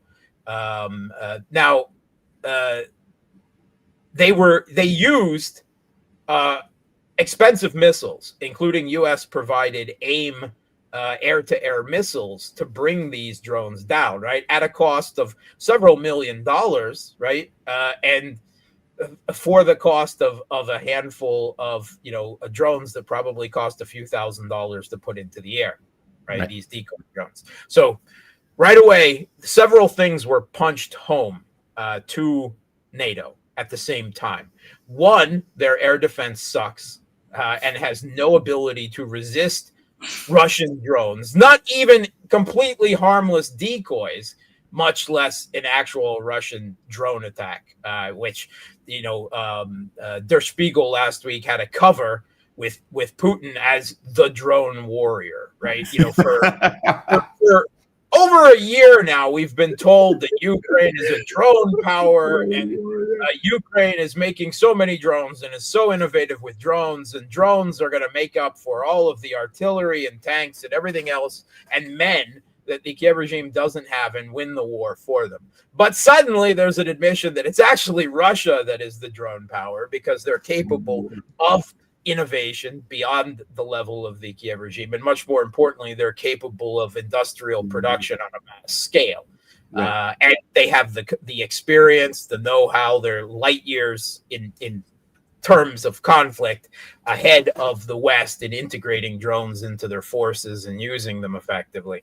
And now there's a sudden realization by NATO, because of these decoys, how vulnerable they are.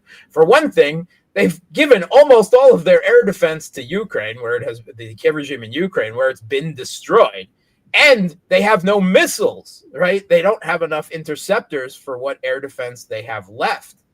And they realize, what a difficult time. The Kiev regime is still making claims to be bringing down 80 to 90% of the drones and missiles that Russia launches, which is just absolute Baghdad Bob level propaganda. And the Europeans are suddenly only bringing down 4 out of 19 slow moving styrofoam and fiberglass decoys, right? This has been a shock. And then we've had these couple of other incidences, right? 2 weeks ago, we had von der Leyen. We had this hoax perpetrated that von der Leyen landing somewhere in Eastern Europe. Her plane, her GPS signal was jammed. This is just a story that was thrown out there and has been debunked by the EU, by the governments involved, right, at a level. But still, the hysteria of it remains, right? It has not been erased by later factual admissions. This was an obvious point of disinformation presented as part of a campaign to present as if Russia is provoking Europe, is taking actions against Europe. Another incident, some lone Russian drone apparently flying over Romania, also completely untargeted for no purpose whatsoever. Didn't hit anything, didn't strike anything, wasn't capable of doing so. And this was almost certainly another Ukrainian provocation. And now, most recently, in the last few days, we had these claims out of the Baltics that Russia sent several MiG fighter jets soaring over Tallinn, over the capital of Estonia, right? Only it turns out, of course, that that's not the case, that these jets supposedly were near the Estonian air defense identification zone, which, of course, is out into international airspace through a narrow international and sea corridor through the Baltic Sea.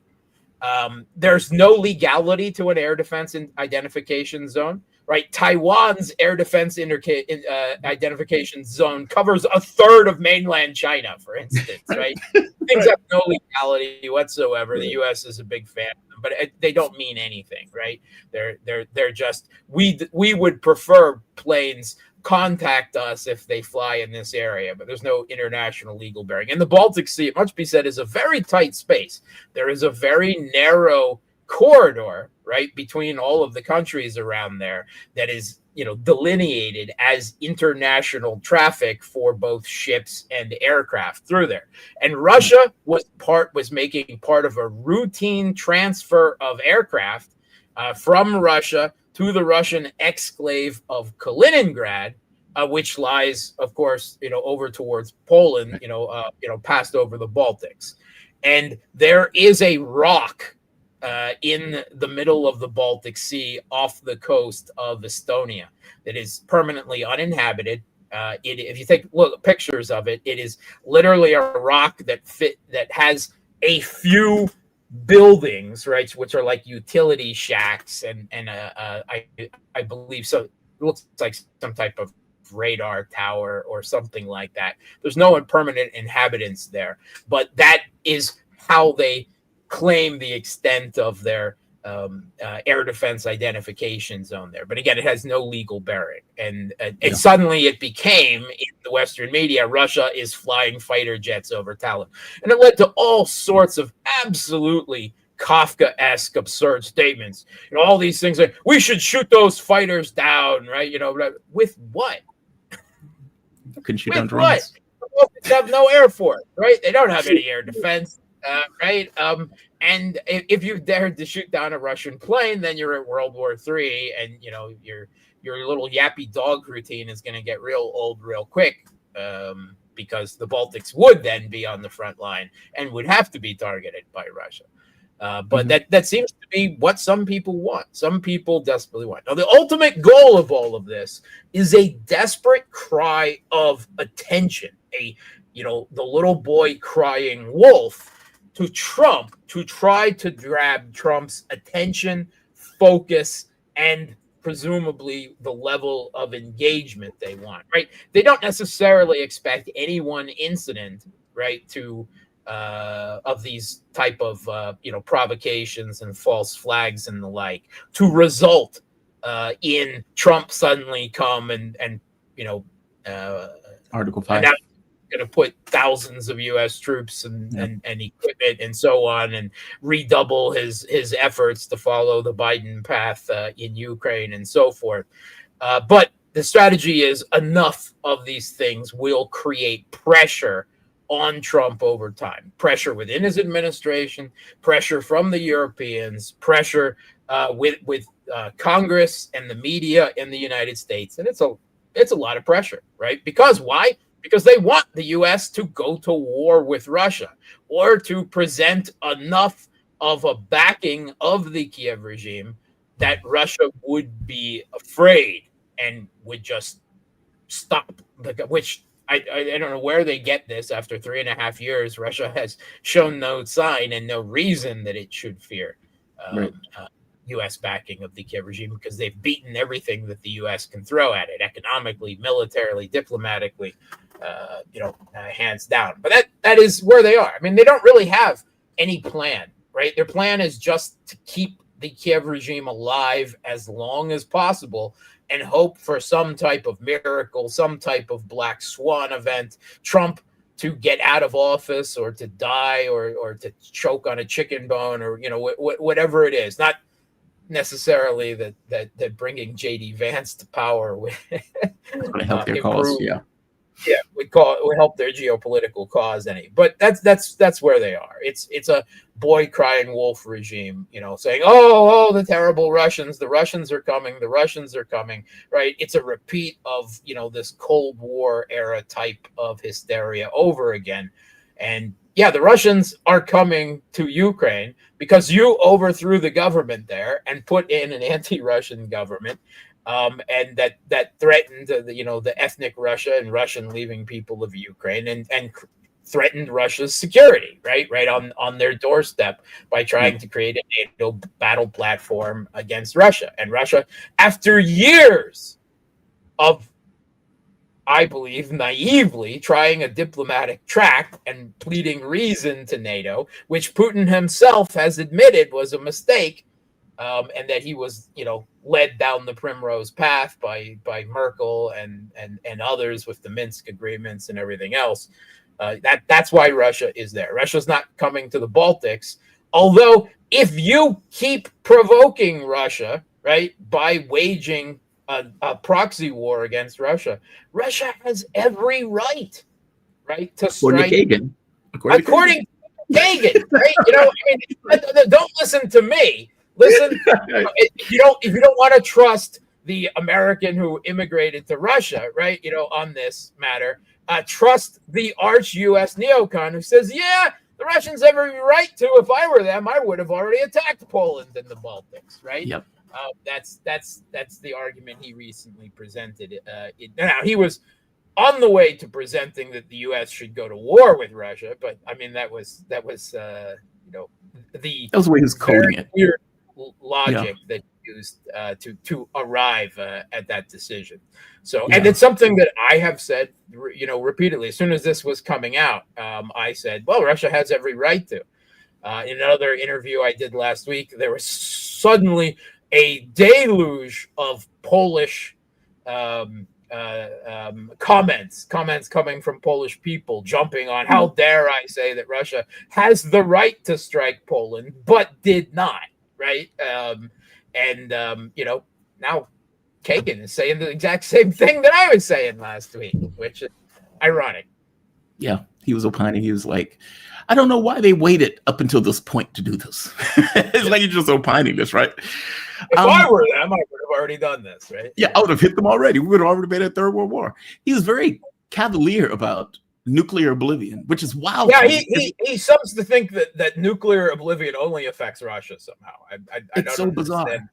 Yeah, it's such a bizarre read. So this is effectively false flags with the notion of trying to not necessarily provoke an Article 5, but to get Donald Trump more involved in the war. Yeah. Donald Trump seems like he's losing interest in this. We need to somehow get him back in. And on cue, Zelensky, with all of this data, well, look, they dropped a bomb on a house in Poland, which wasn't a Russian bomb, but okay. He's going to present it that way. Days later, it turns out not to have been a Russian bomb. It's one of their own air defense missiles, expensive AIM air defense, sorry, not air defense, air-to-air missiles, launched presumably by probably an F-16, maybe by an F-35, that was, used to attempt to bring down one of these Gerbera drones. Only its guidance system didn't work very well and hit theoretically, actually, it seems it was an abandoned house in Poland, right? It did not explode, right? Yeah. It just crashed through the roof. But for days, it was, we literally had the Polish representative at the United Nations with a Colin Powell moment, holding up a picture of that house. Yes. And just not even a day later, it emerged in the Polish press. Oops, actually, that wasn't the Russians. That was our missile that did that. Wasn't a Russian drone. It was our missile that did that. Right. Almost repeating an incident that occurred back in late 2022 when a supposed Russian S-300 missile hit a pig farm in Poland. And only later was it admitted, well, actually it was a Ukrainian air defense missile that hit this Polish pig farm and not the Russians at all. So we're just repeating again. This is like Groundhog's Day almost. Yeah, but this time it's intentional. That's the catch. Yeah, this time it was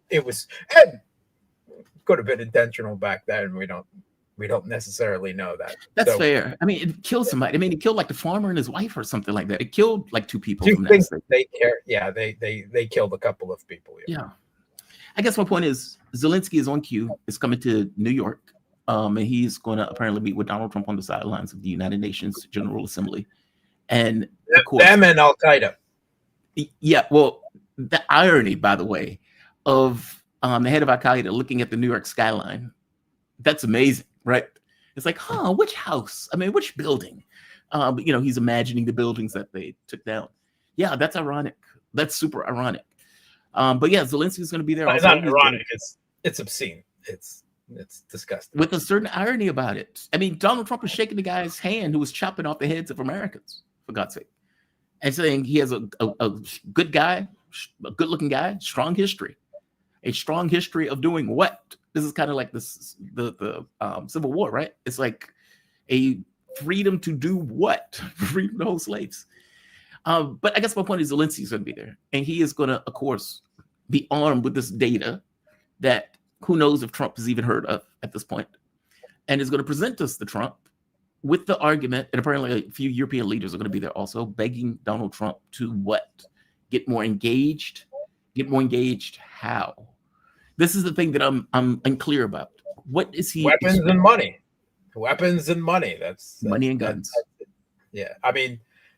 Troops would be even better, of course, but that they don't expect that at this point. But their primary concern. The Kiev regime is saying they need $120 billion next year just for the military to continue the conflict. And no one has an idea whether they're going to get anything even close to that. There is a place that they have been talking about, effectively stealing the Russian money. Yeah, stealing the Russian. Yeah, that's the only place that they really have to do it. Do you think they're going to do that? I think eventually they will. Sure. Even though, it's international legality, the rules of the road that they created for state capital and everything. No, they make up the rules. Eventually, they will forego them and take whatever credibility and international reputation damage as reliable bankers of countries' money that they have, right? Because everything to spite Russia, right? Everything, right? If they have to tear apart their own international system to do it, they've already done that by weaponizing SWIFT and everything else. They will eventually go down this path because they have increasingly limited options, right? The European economies are not in a good situation, right? Germany is in recession. France and the UK, their own ministers have in both countries have suggested that the country's financial situation is so bad, they're facing bankruptcy, and they may have to consider taking out IMF loans, which the IMF actually doesn't even have the money for that, just to stabilize their economies. Yet they're still finding billions of their taxpayers' euros and pounds and whatnot to provide to the Kiev regime on a regular basis. And the announcement was made quietly in the last few days as well, reported by Reuters, that the Trump administration has approved its first new of its own weapons packages for Ukraine. Only supposedly it is the European members of NATO who are paying for this, right? It's not a huge package. It's 500 million. And we don't know exactly what it contains yet. But at the same time, we have also been told that the U.S. has stopped provision of Patriot interceptors and systems to Europe because they've realized that they don't have enough, right? They don't have enough for Ukraine. They don't have enough for Europe. And anything they give to the Europeans at this point will probably eventually be just sent on to the Ukrainians anyway. They don't have enough to defend Israel. They certainly don't have enough for any war with China in the Pacific. I've said it many, many times. The Achilles heel of the U.S., of their entire geopolitical position and their hegemony in military terms at this point is air defense. They have a serious air defense deficit, both in the quality of what they have, Patriot, and you could argue THAAD systems, but also in their capacity to produce interceptor missiles to use it. They just don't make enough of them. 600 a year, right? That's where Raytheon is right now. That's their production. That's it. And that's not enough to meet their own demands, and Ukraine and Israel and the Europeans and all the Gulf states and everyone else who uses the Patriots.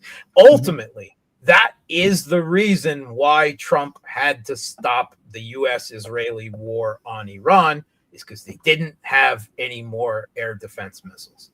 I was only shocked that they launched it because I knew they didn't have enough to launch it.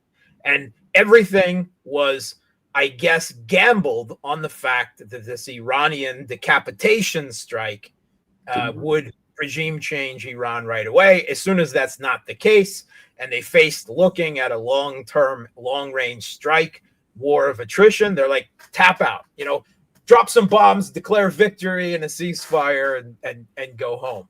Because they didn't have enough air defense missiles to carry through a war, because Iran simply has too many missiles and drones at this point, a long-range strike capability that they never possessed before, that threaten not only all of Israel, but all of the U.S. military bases and allies throughout the Middle East. And so they had to tap out of that one. That is why I am very suspicious of claims that the U.S. and Israel could go to a war with Iran again, right, in the next few months. And because again, they have, with what air defense missiles are they going to do it? They don't have enough. Now, the only way, again, is some other type of Mossad operation, decapitation strike, regime change, Mujahideen calc. But they can't wage a long-range strike war against Iran in the Middle East right now because they don't have the air defense missiles. It seriously limits their military options, right? And I hear you. Yeah. I hear you. A rational government would listen to you. They're not a rational government. That's the problem. I think the problem goes deeper. I mean, it's industrial base. Like, this is not the Second World War U.S. I mean, they are shuffling the weapons that they were given to Ukraine were being shuffled around European capitals. It wasn't like they were producing them in a way in numbers that could support all of these wars. It was, hey, Poland, give Ukraine your weapons. Hey, and Netherlands, give Ukraine your weapons. Well, we don't want to give Ukraine our weapons. Do it, goddammit. In which case they would give them weapons. They were shuffling those things around. So I hear you. I hear you. They burned through everything in repeated conflicts with the Houthis, both with the Saudis' war against the Houthis in Yemen, and then multiple Biden and Trump,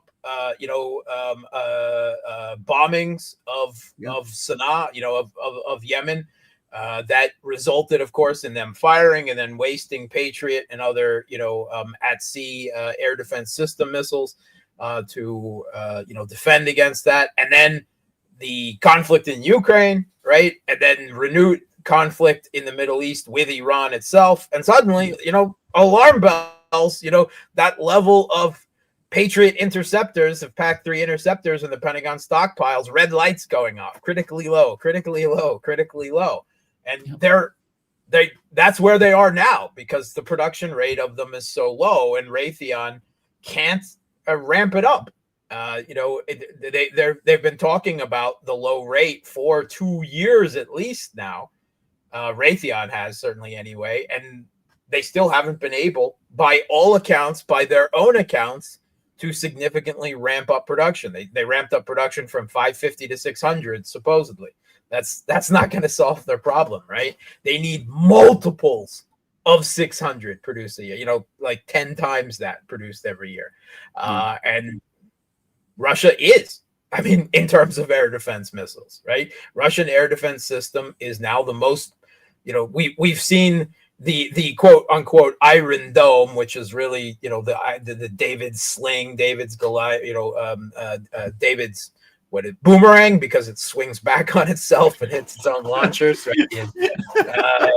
Right.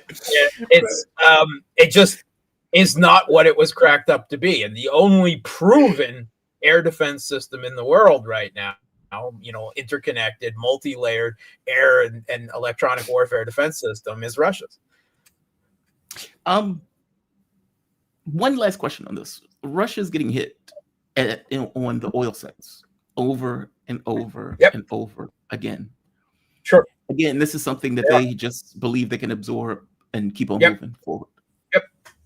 Yeah, they are. The Kiev regime is sending drones, occasionally missiles, although not some in quite some time. And Russia seems to have targeted and destroyed the Kiev regime's domestic ballistic missile capability, the Sapson sites, and we've heard a lot about this Flamingo, which may actually be a British Emirati missile, but we haven't ever seen one being utilized, so forth. So it's mostly just drones.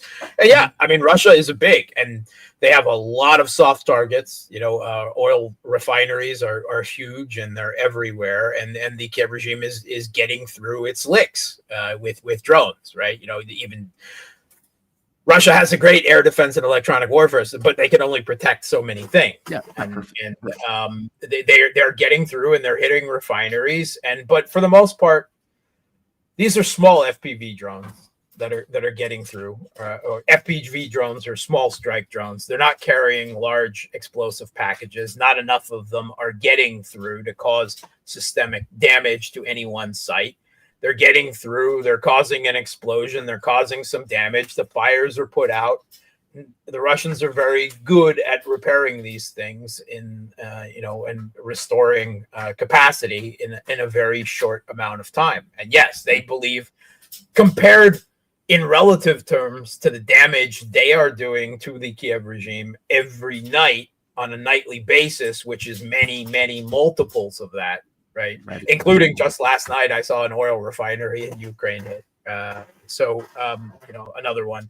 This is, along with all of the other military industrial sites and everything else, military sites and everything that the Russians are hitting.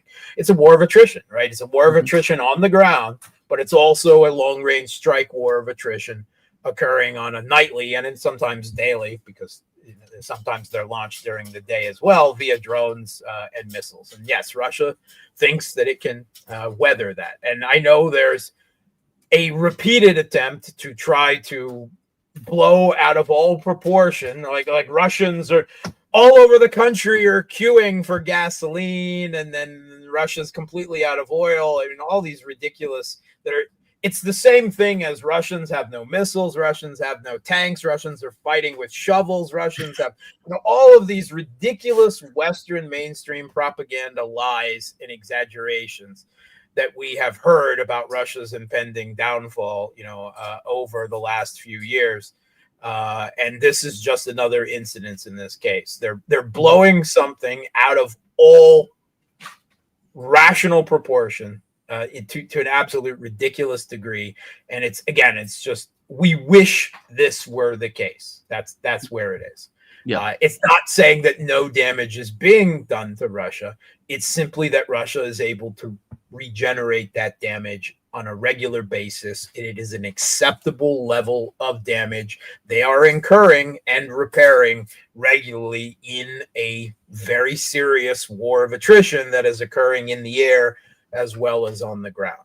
And thank you for that. People are routinely saying, why is Russia taking so long? Because this is the reality of combat against a peer near competitor in the real day. This is not Hollywood, right? This is not the U.S. beating up on an isolated, unsupported third world country, somewhere in the Middle East. This is not Call of Duty. This is real warfare where Russia is in a proxy war against not only all of NATO, but all of the collective West in a war, a very brutal, bloody, protracted war of attrition that is beyond the imaginings, not only of the people who don't understand, but even me. I mean, it's beyond all of our understandings, the real scope and the cost of all of this. The last thing I want to hit is Venezuela. So Russia and Venezuela signed a security pact. Maduro, I don't remember if Maduro was in Russia or I believe he was in Russia when he signed this pact, because I have a picture in my mind of him shaking hands with Putin. And I don't, for whatever reason, remember Putin going to Venezuela. So they signed a security pact. I have not been able to read this pact. I do not know what is in this pact. Has there been any mention of, the timing? I mean, Trump just murdered 11 Venezuelans. He murdered another 3, and apparently he murdered some more recently. So the fact that the U.S. is staking out the Caribbean island, and some believe even in a boat that they are camouflaging to make it look like a commercial vessel, in order to get some kind of, eyes on what's going on. But that to the side. That is what's taking place right now, where the Trump administration has put a bounty on Maduro's head of like $50 million and has been murdering Venezuelans in the Caribbean Ocean completely unlawfully, and without any pretext to do so. He's just been murdering people. And then Putin shows up and they sign a deal. Yeah. Now, they've been talking about the strategic partnership for a while. I would imagine. Yeah, this is not something done as a reaction to this. This is something that was in the works. And if anything, the announcement of it has been really downplayed by Russia, certainly. Really? They're not making a big, huge deal out of it. I mean, it's a news item, but it's not being presented as we are defending Venezuela against Trump's aggression. It is that's what I want to do that. They call it a strategic partnership, and I don't know what that means. What is this? Okay? Russia has a strategic partnership with Iran. Russia has a strategic partnership with China. Russia has a strategic partnership with North Korea. Russia has a strategic partnership with lots of countries, right? As the U.S. has a strategic partnership with probably half the world. There's varying levels of it, and everything is in the details. Most of this is not some type of mutual defense clause like NATO or what Russia now has with North Korea. This is more something of what Russia previously had with Iran. God knows what they have now. I hope it's significantly more than that. But it's mostly military technical cooperation. Russia is agreeing to provide certain things, right? Intelligence and, access for Venezuela to buy Russian weapons, that sort of thing. support for those weapons, if they arrive. But I mean, there's no immediate big shipments of Russian air defense or something like that that you should expect suddenly to arrive. It is a technical behind the scenes agreement. It is an indication, I would say, that Russia probably does not expect the Venezuelan government to suddenly be overthrown. So there is that. But okay, is this not a Cuban Missile Crisis? Now, the reason why I'm asking this, what happens if a shipment of missiles from Russia that Venezuela purchased, sovereign state to sovereign state, gets loaded into Venezuela? Does the U.S. sit back and say, Venezuela is an independent country, it can do whatever it wants? Or does the U.S. look at this as a counterbalance to what is taking place in Ukraine? We don't know that. I mean, the U.S. hasn't done it before. I mean, Venezuela has a strategic partnership with China too, right? Venezuela is not an enormous recipient of Russia and Chinese military aid, but I mean, they have gotten it. I mean, they've gotten it from other countries as well, right? I mean, a military's, if you're not making all of your own stuff, you have to import large, amounts of things to make your. And Venezuela doesn't have a huge military, but for instance, they already have Russian S-300 air defense systems. That's what I thought. Not a huge number of them, right? But they already have some. So, I mean, weapons at shall we say, a low level are constantly being supplied to Venezuela. Now the U.S. is taking a new position that they haven't before, right? They're calling Venezuela a narco, illegitimate state, right? Which is hilarious because if you take a look at actual U.S., the expert assessment of actual drug trafficking routes from South America into Europe and the United States, Venezuela is like one of the lowest of all the countries of South America, right? I mean, you can't say that there's no drug activity going on, but compared to every other country, Caribbean, South America, it's ridiculously small. So, I mean, this is completely false, right? This is absolute a pretext, right? Ultimately, this is all because Venezuela has the largest proven oil reserves in the world. Much of it still undeveloped. Right. Yep. That is what the U.S. wants. Right. And definitely there is a vein of foreign policy thinking in the Trump administration. I won't say it's completely dominant, but it resurfaces periodically that the Western Hemisphere as ours, and in a world of a return of great power politics with multiple great, or superpowers or great powers out there in the world, that the U.S. needs to retrench and double down on its sphere of influence, which identifies as the totality of the Western Hemisphere. And noise that we've heard about Venezuela, about Greenland, and all of this other is that vein of thinking within the Trump administration. Right. And it appears to be that that's what they're acting on now.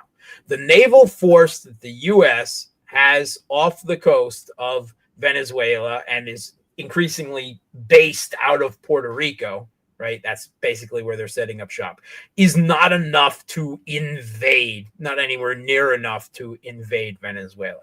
What it is possible, it's capable of a decapitation strike, right? Tomahawk and air launches that would target presumably the Venezuelan leadership, right?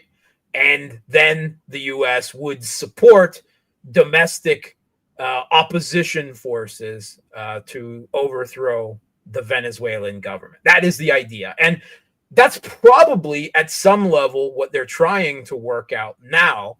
The fact that it's only being done kind of retroactively to Trump placing the fleet and making all the noise there tells us what go ahead. This is not a coherent, well thought through regime change plan. This is something Trump decided on because someone argued it to him out of the blue. And post facto, this naval deployment, they're trying to figure out how to actually do it. One of the problems is that, Trump tried to overthrow the government in Venezuela in a real low level Keystone Cop comedic, I've heard it called the Bay of Piglets, to overthrow the Venezuelan government in his first administration. And obviously he hasn't given up on that. But then Colombia was a U.S. allied government, hostile to Venezuela. Now, right, and the U.S., that's their best option, right, for operating out of, right? Not Puerto Rico, a little island up in the Caribbean, but somewhere right on Venezuela's border, right? Now Colombia has a leftist government that leans toward Venezuela, and they're not going to, at least not going to actively participate in any, a regime change attempt against Venezuela. It complicates things. That's why the U.S. appears to be, I don't know, sitting off the Caribbean, occasionally shooting speedboats, right, as they pass by, and blowing them up without any, in international waters, without any judicial legal process, and Coast Guard, not signing off of it. I once, when I served in the U.S. Navy, we did a cruise in the Caribbean on drug ops, right, which is a joke. Right, let's be clear about that. And the way we had to do it was we had a member of the Coast Guard on board who would legalize and officiate everything done, because the U.S. Navy had no jurisdiction to actually do these things, right? Interesting. And we weren't shooting anything out of the water, right? We were yelling warnings to fast boats as they drove by here and there. Hey, you, slow down, stop. That kind of stuff. It was. If your commander at the time gave you a illegal order, would you guys have followed it? I was a reactor operator in a nuclear power plant in the engine room of a I'm ship. not talking about you. That's why I say your commander. Like, meaning if the president of the United States goes out and give you a clear illegal order, would the captain of that boat follow it? Yeah, of course he would. I mean, the U.S. does illegal things all the time, everywhere in the world with its military, right? Why would that? The U.S. does not regard international law as superior to commands of the U.S. president. Very few countries do. That's the reality. International law is a fig leaf, right? When great powers only recognize it when it is to their benefit to do so. Yes. Particularly international law doesn't exist. Right? It's not just the United States, of course, right?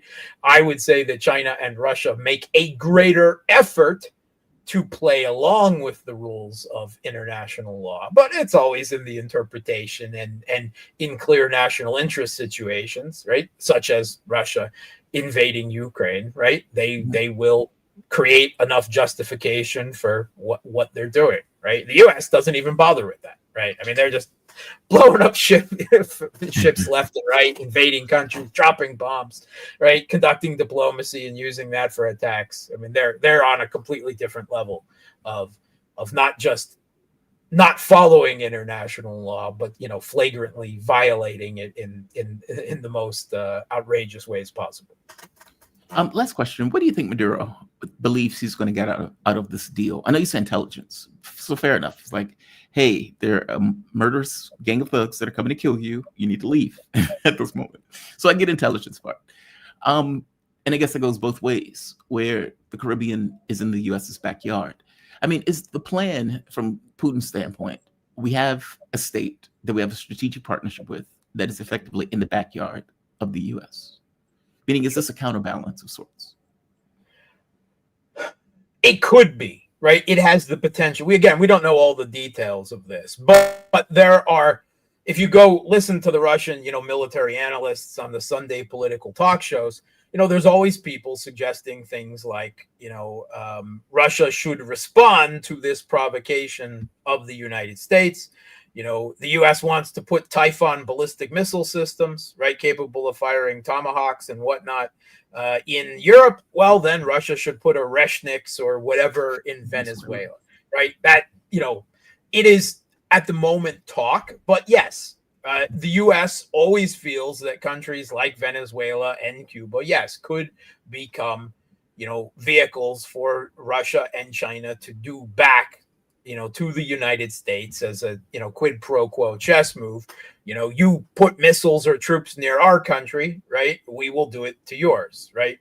Obviously, that's much easier for the U.S. to do with its power projection capabilities of previous decades than it is for China and Russia. But Venezuela is certainly an option for that. We don't know what is in this, again, this is kind of a renewed strategic partnership with Venezuela.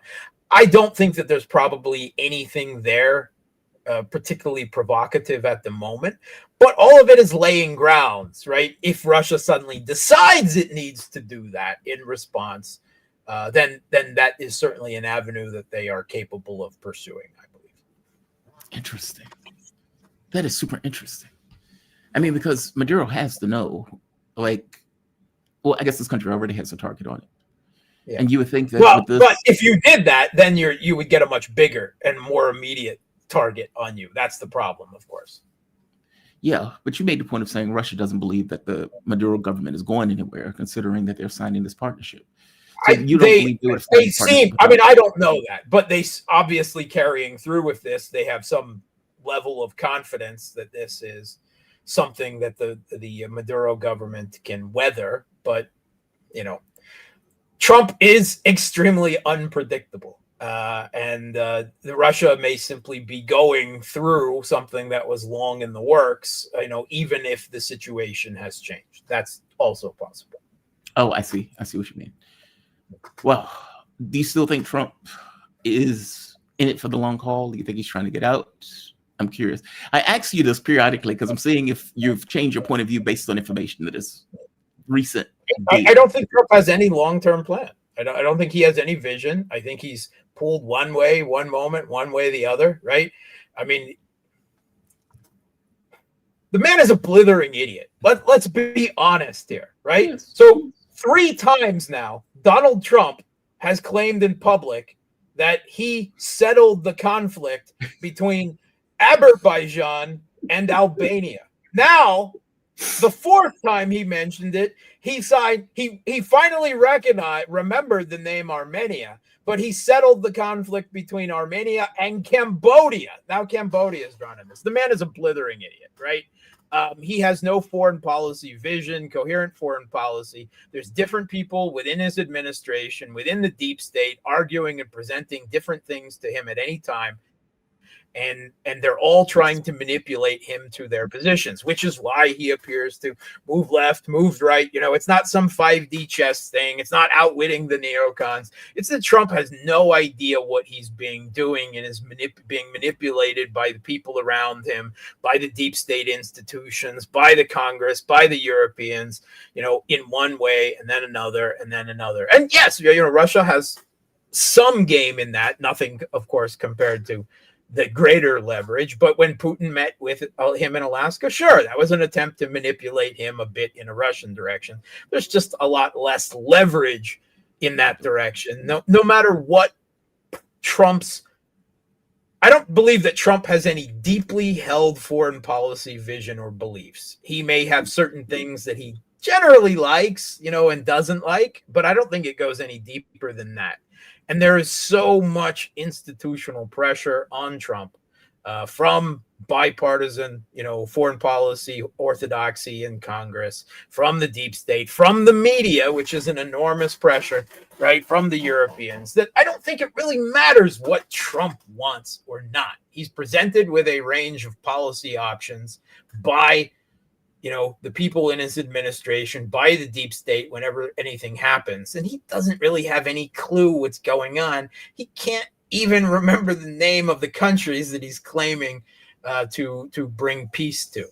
Yeah, right? The bad actor playing a role. I guess my thing is, if the Europeans have to scream this loud and create a false flag, then on some level in their minds, they seem to think that Daddy is about to leave. Daddy, don't go. Please, Daddy, just don't go. Like, why do you need to do I don't think there's an immediate threat of the U.S. just leaving completely. But yes, they're unhappy with what they regard as a reduced level of engagement and commitment, right? At the long, haul, they certainly know that they can wait Trump out, presuming, of course, that J.D. Vance doesn't follow Trump, right, and cement any changes that he makes in foreign policy orientation.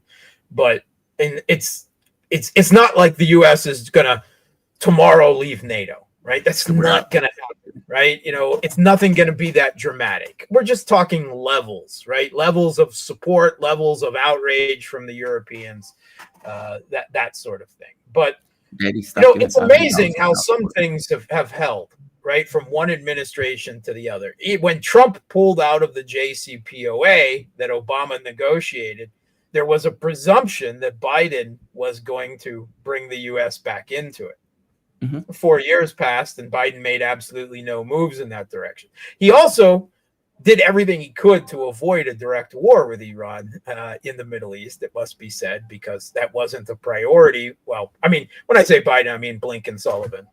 Right. But, that sometimes Trump does things that then actually get continued even by a presumably hostile successor.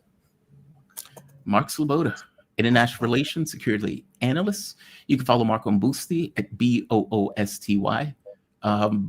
Mark Sleboda, or Realpolitik or Mark Sleboda. Mark, you're the best, man. Thank you for this. I appreciate it. Thanks for having me. Be safe. Mark is fantastic. Mark is fantastic. Mark is fantastic. I swear. When I say best in the business, I mean best in the business.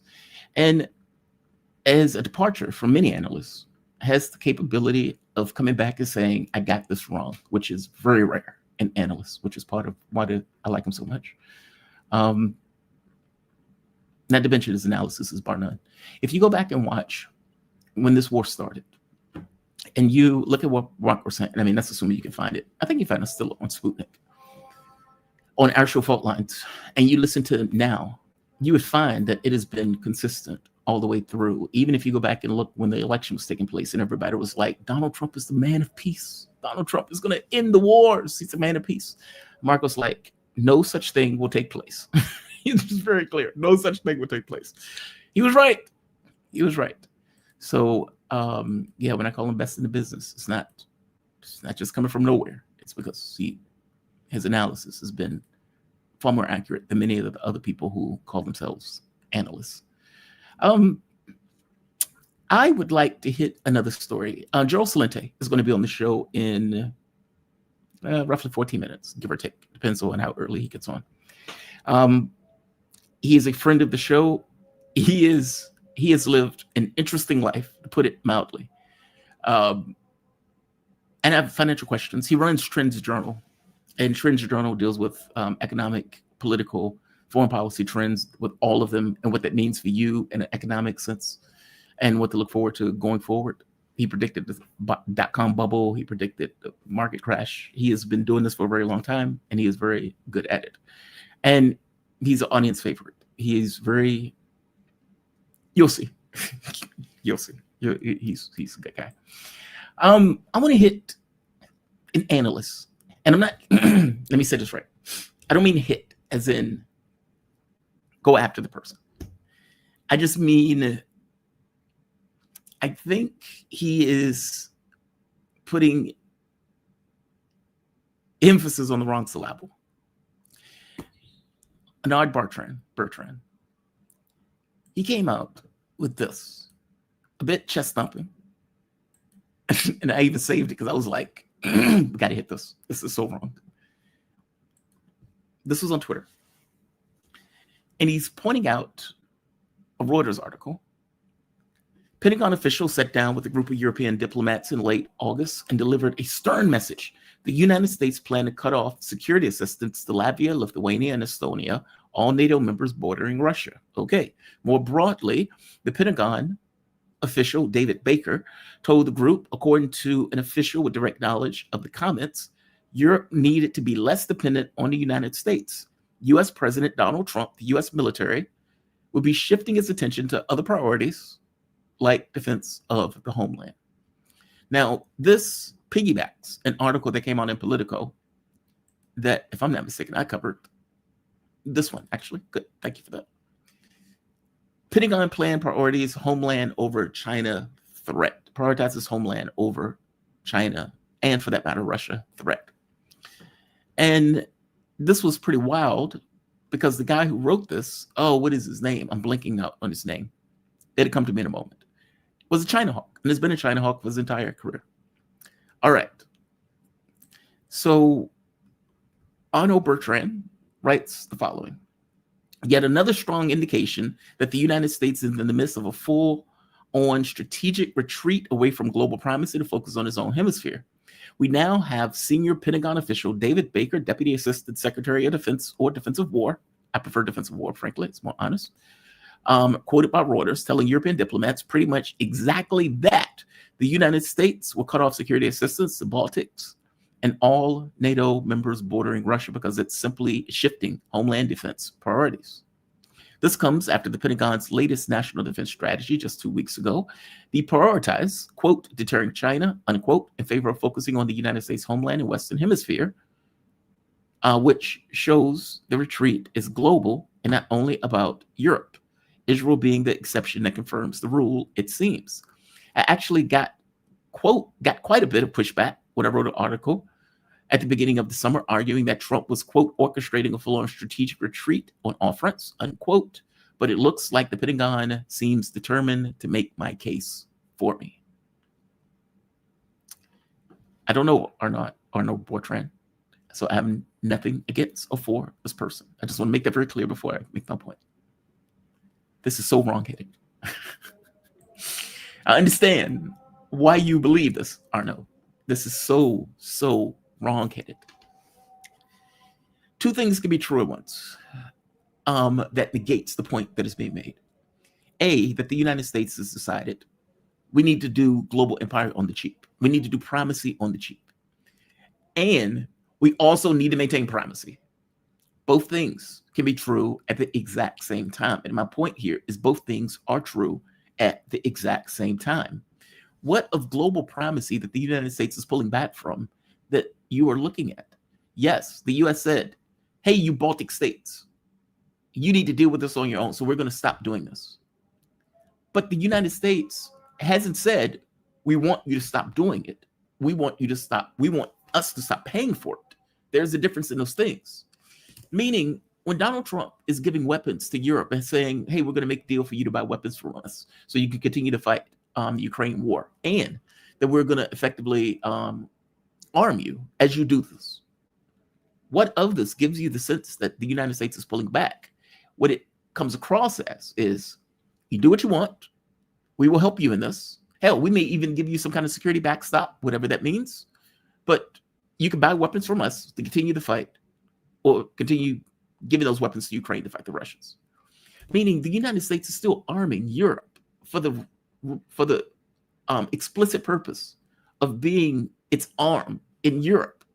It's not like the U.S. is pulling out and saying, Europe, do your own thing. We're out of this. That's not what's happening. The United States is still the arm of Europe in regards to dealing with and putting a backstop against the Russians.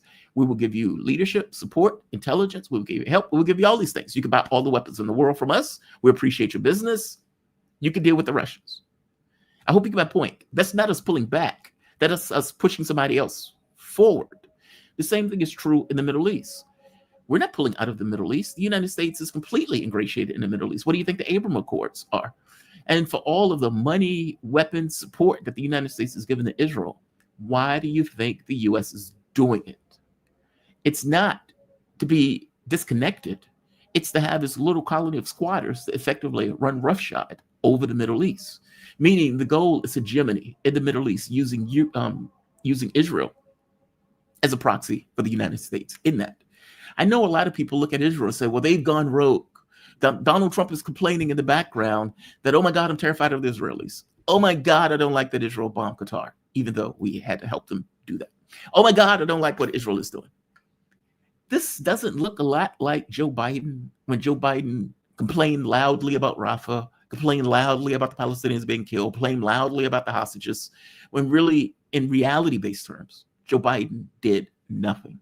He armed them and he let them go. That's it. My argument and the point that I'm trying to make is Donald Trump is doing the same thing. The U.S. is using the Europeans every bit as much as the U.S. is using Israel in the Middle East. But in this case, they're using them in Europe. This is not a case of Israel going rogue, which is what I'm trying to get across. What this is Israel fulfilling U.S. foreign policy with the extravagant murders that Israel is committing. The United States doesn't want to entirely be attached to. So every so often you get the headline, Donald Trump is complaining to Netanyahu. Donald Trump is angry at Netanyahu. Donald Trump is loudly angry in the background as he takes a bubble bath with his rubber ducky. I'm saying this stuff is nonsense. This is chum that is put into the water to give this impression that Israel is somehow an independent actor that is separate from the United States, that has entirely gone rogue against Trump's interests. Nonsense. Nothing can be further from the truth. This ethnic cleansing that is taking place, the attempted, we're going to put hotels in Gaza. Okay, well, you realize that those people have to be gone in order for you to do that, right? Meaning the mass murder of the population, the ritual child killing that Israel is effectively doing. That stuff is being done under the understanding and protection of the U.S. government as they go about doing it, with this notion of creating a hegemony in the Middle East. When they went after Iran, do you honestly believe that the United States didn't know they were doing that? I'm trying to say that if that's true for the Middle East, why do you think that's not true for China? And why do you think that's not true for Russia? What did the U.S. do from the Chinese standpoint? Trump comes in office and immediately has a tariff war. That doesn't look like pulling back from the world. That looks like trying to assert authority over the world. Then when it doesn't necessarily work with China, he pulls back on China. But what does HEXIF do?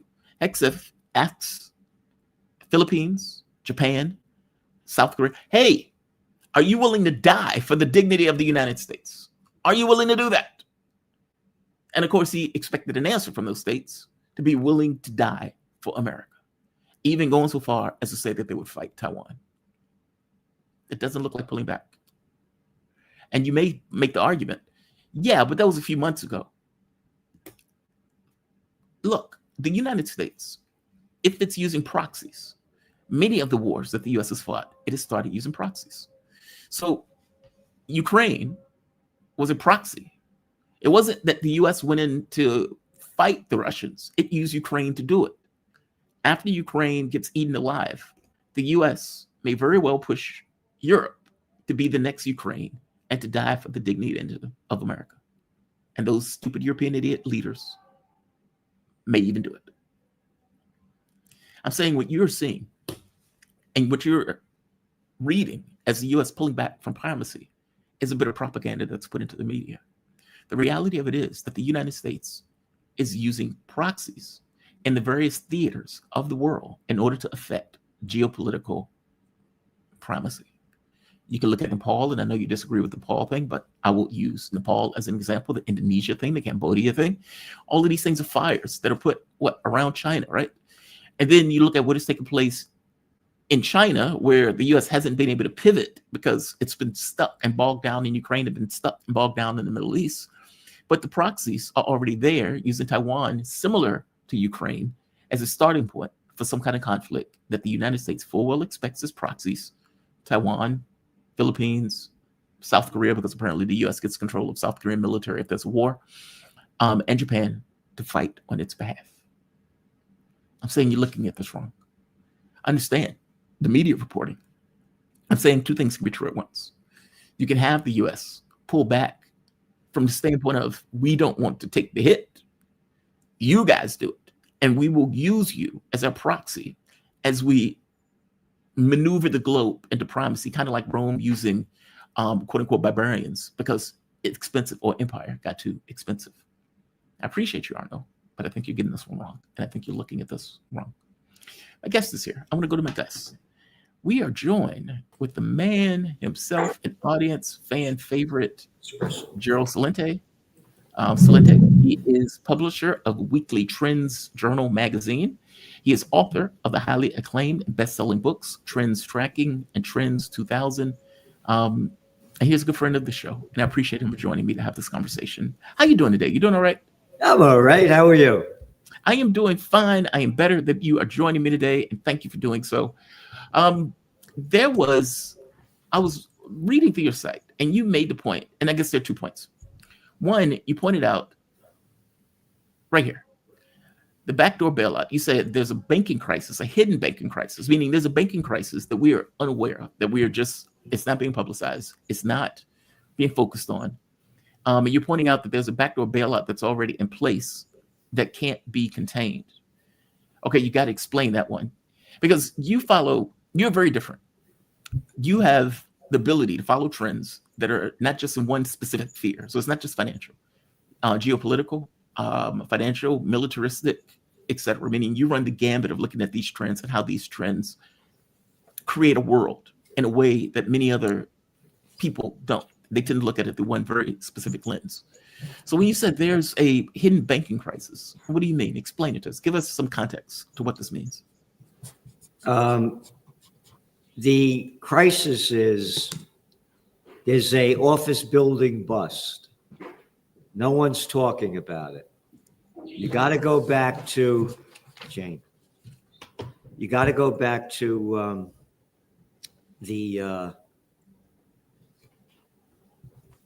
COVID war. Get back in your house. You can't go to work. Go home. So people started working at home. And then people are saying to themselves, I've been commuting an hour and a half each way. I'm not going to do that anymore. And then the people that were, renting the places say, I got all these people in cubicles. I don't need them all here. I don't see them anyway. They're in cubicles. Right. I could save myself a lot of money by not renting all this space. I don't need all this space. So come in a couple of days a week. So the reality is, you go back to before the COVID war, the office vacancy rate was around 11%. Now it's 20%. Wow. 20% vacant. Vacant buildings. So here's the deal. These contracts that they make for leases are usually like 5 years. That's the average.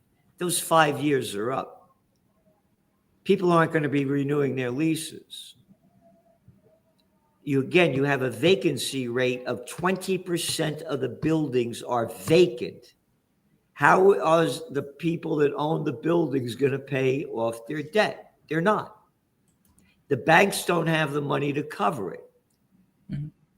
Because when they got all that dough, when the COVID war happened, your interest rates were zero. So they don't have the money.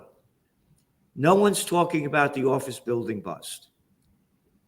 And again, let's go back to 2023, ancient history. You had 3 banks that failed. Right. Signature, Silicon Valley, and First Republic. 3 banks failed. And the markets went way, way, way down, and gold prices went way, way, way up. And then they dump more money in to cover it up. You can't do this. You're going to see not 3 banks, maybe 300 banks. And most of the bank loans of these buildings are medium-sized banks. So this is going to be serious, and no one's talking about it. And this is before I went on the air. This was the headline when it hit gold in CNBC. Mm-hmm. Gold prices drift up. Drift up? They went up, when they wrote that, they went up $52 an ounce. Drift up. Drift up. You go to the mainstream media, barely a word about spiking gold prices. As we're on the air now, gold is $3,725 an ounce. Oh, go back to your Trends Journal. 2024, top trend, golden year for gold. We said gold is beginning. This is the beginning of a spike of gold. We said that 2024, last year. When we made that forecast, gold prices were $2,041 an ounce. Whoa. So gold prices are going up because of the debt levels that the banks have. Not only in the United States, it's global. Take a trip to Germany.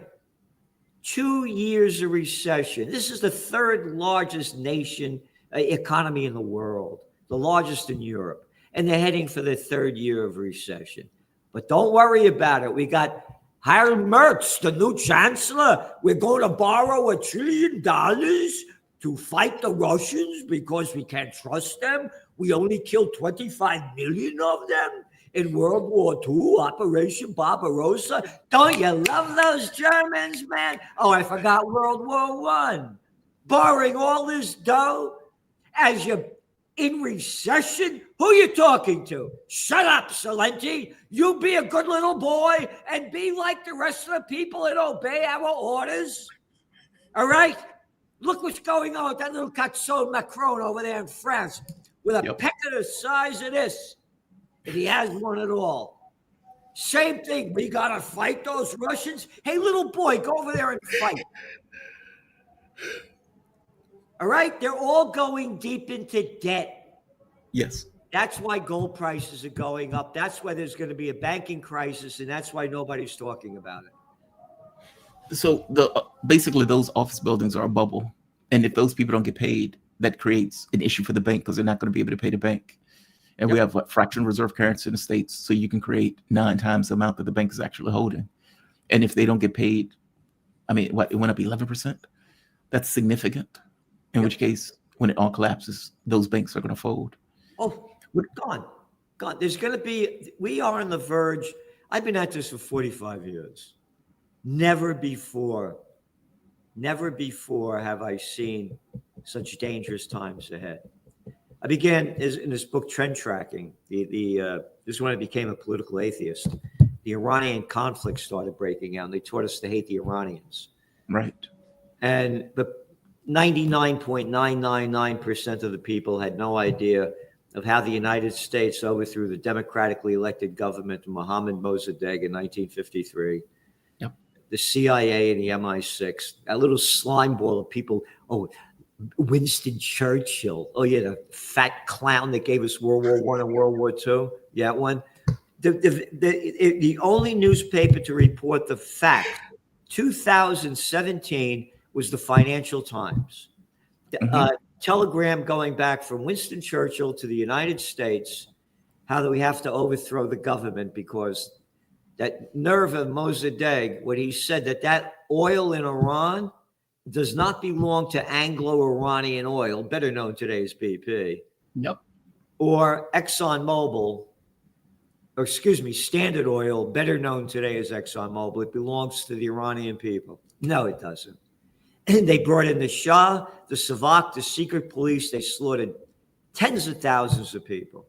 So when the Shah was nothing more than a dictator, just like his old man. So when the revolution began and they taught us to hate him, that's when I became a political atheist. And that's when I started investing in gold. I first started buying gold at $163 an ounce. Are you serious? Back then, that's what it was. $163. And now it's 3,000. Was it $3,725? That is amazing. Yeah. So again, people, anybody that has a mind bigger than a pea, stop calling yourself a Republican, a Democrat, a conservative, a liberal. How about just having an open mind and don't put your mind in a little tiny little dot? So what? So people are recognizing these things. I guess financial people who are in the financial markets, in which case that's where the investment in gold comes from. They don't trust 37 going to $40 trillion in debt. No, they don't trust. It's not the equity markets that are going. It's not those kind of investors. It's central banks. It's people that know.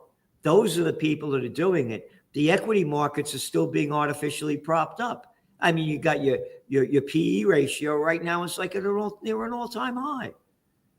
And again, there's going to be the other thing that no one's talking about, or very few. You go back to our Trends Journal, January 28th. We said there's going to be a dot-com bust. The Chinese are going to take over the AI world. AI is the future. Love it, hate it, want it, don't want it. Again, you got to put the trends together. You look at the Bill Clinton, Slick Willie, brought China into the World Trade Organization. They officially came in 2 weeks after 9/11. Back in 2000, 10% of Chinese 18-year-olds went to college. Today, almost 70%. Young people are AI high-tech addicted. You got, what, 1.4 billion Chinese versus 347 million Americans? Who do you think is going to lead this race? Oh, they just got rid of NVIDIA. They don't want them over there. They put sanctions on them. Yep. They're making their own. They're going to take, there's going to be a dot-com bust going back to the equity markets, the Magnificent Seven, all overvalued stuff. They're not making money in AI. The facts are there. Write about it week after week, but you're not allowed to talk about it. Well, from my understanding, correct me if I'm wrong, there's also this thing of the real productive energies of the economy versus the speculation on the economy. Whereas industry, it's almost like it's 2 to 1. Like there's so much speculation that's built on top of an actual real economy that at some point, when it folds, it completely folds. How do you figure? Oh God, what is his name? It'll come to me in a moment. The Fed chair, Jerome Powell, with a rate cut. I mean, he came out. He very clearly said, basically, he pointed out what Donald Trump is doing with the trade war, and consequences of such has created a situation for the economy where the economy is taking a hit. And so we need to cut the rate. I forget the amount, I think either 1% or half percentage point. I don't remember exactly which. How does that figure into it? I mean, he's basically making more money available for people in the economy to use. I mean, give me your take on this.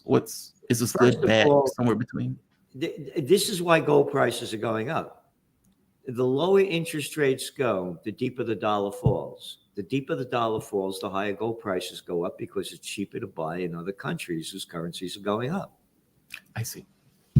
And going back to Powell, he's nothing more than, again, it's George Carlin, the great George Carlin used to say, it's one big club and you ain't in it. Let's go back to the Biden administration. Who was the Treasury Secretary? Ms. Fatsa Bernanke. Yeah, I thought it was Bernanke. Yellen. Yeah. Okay. Faccia brut means, look it up, it's an Italian word. That was Janet Yellen. But anyway, what was her previous job? Fed head. She was the Jerome Powell. Yeah. It's one big club. Let's go back to 2018 when Trump was president. December 2018 was the worst Dow since the Great Depression. What did he do? He forced Powell to lower interest rates, which he did in January 2019. So they're going to keep lowering interest rates to keep artificially propping up the economy. The lower interest rates go, the deeper the dollar falls, the higher inflation goes up. So we're going to have what we call dragflation. It's not going to be a stagnant economy. The economy is going to go down and inflation is going to go up. Gold prices, gold could well hit $4,000 by the end of this year.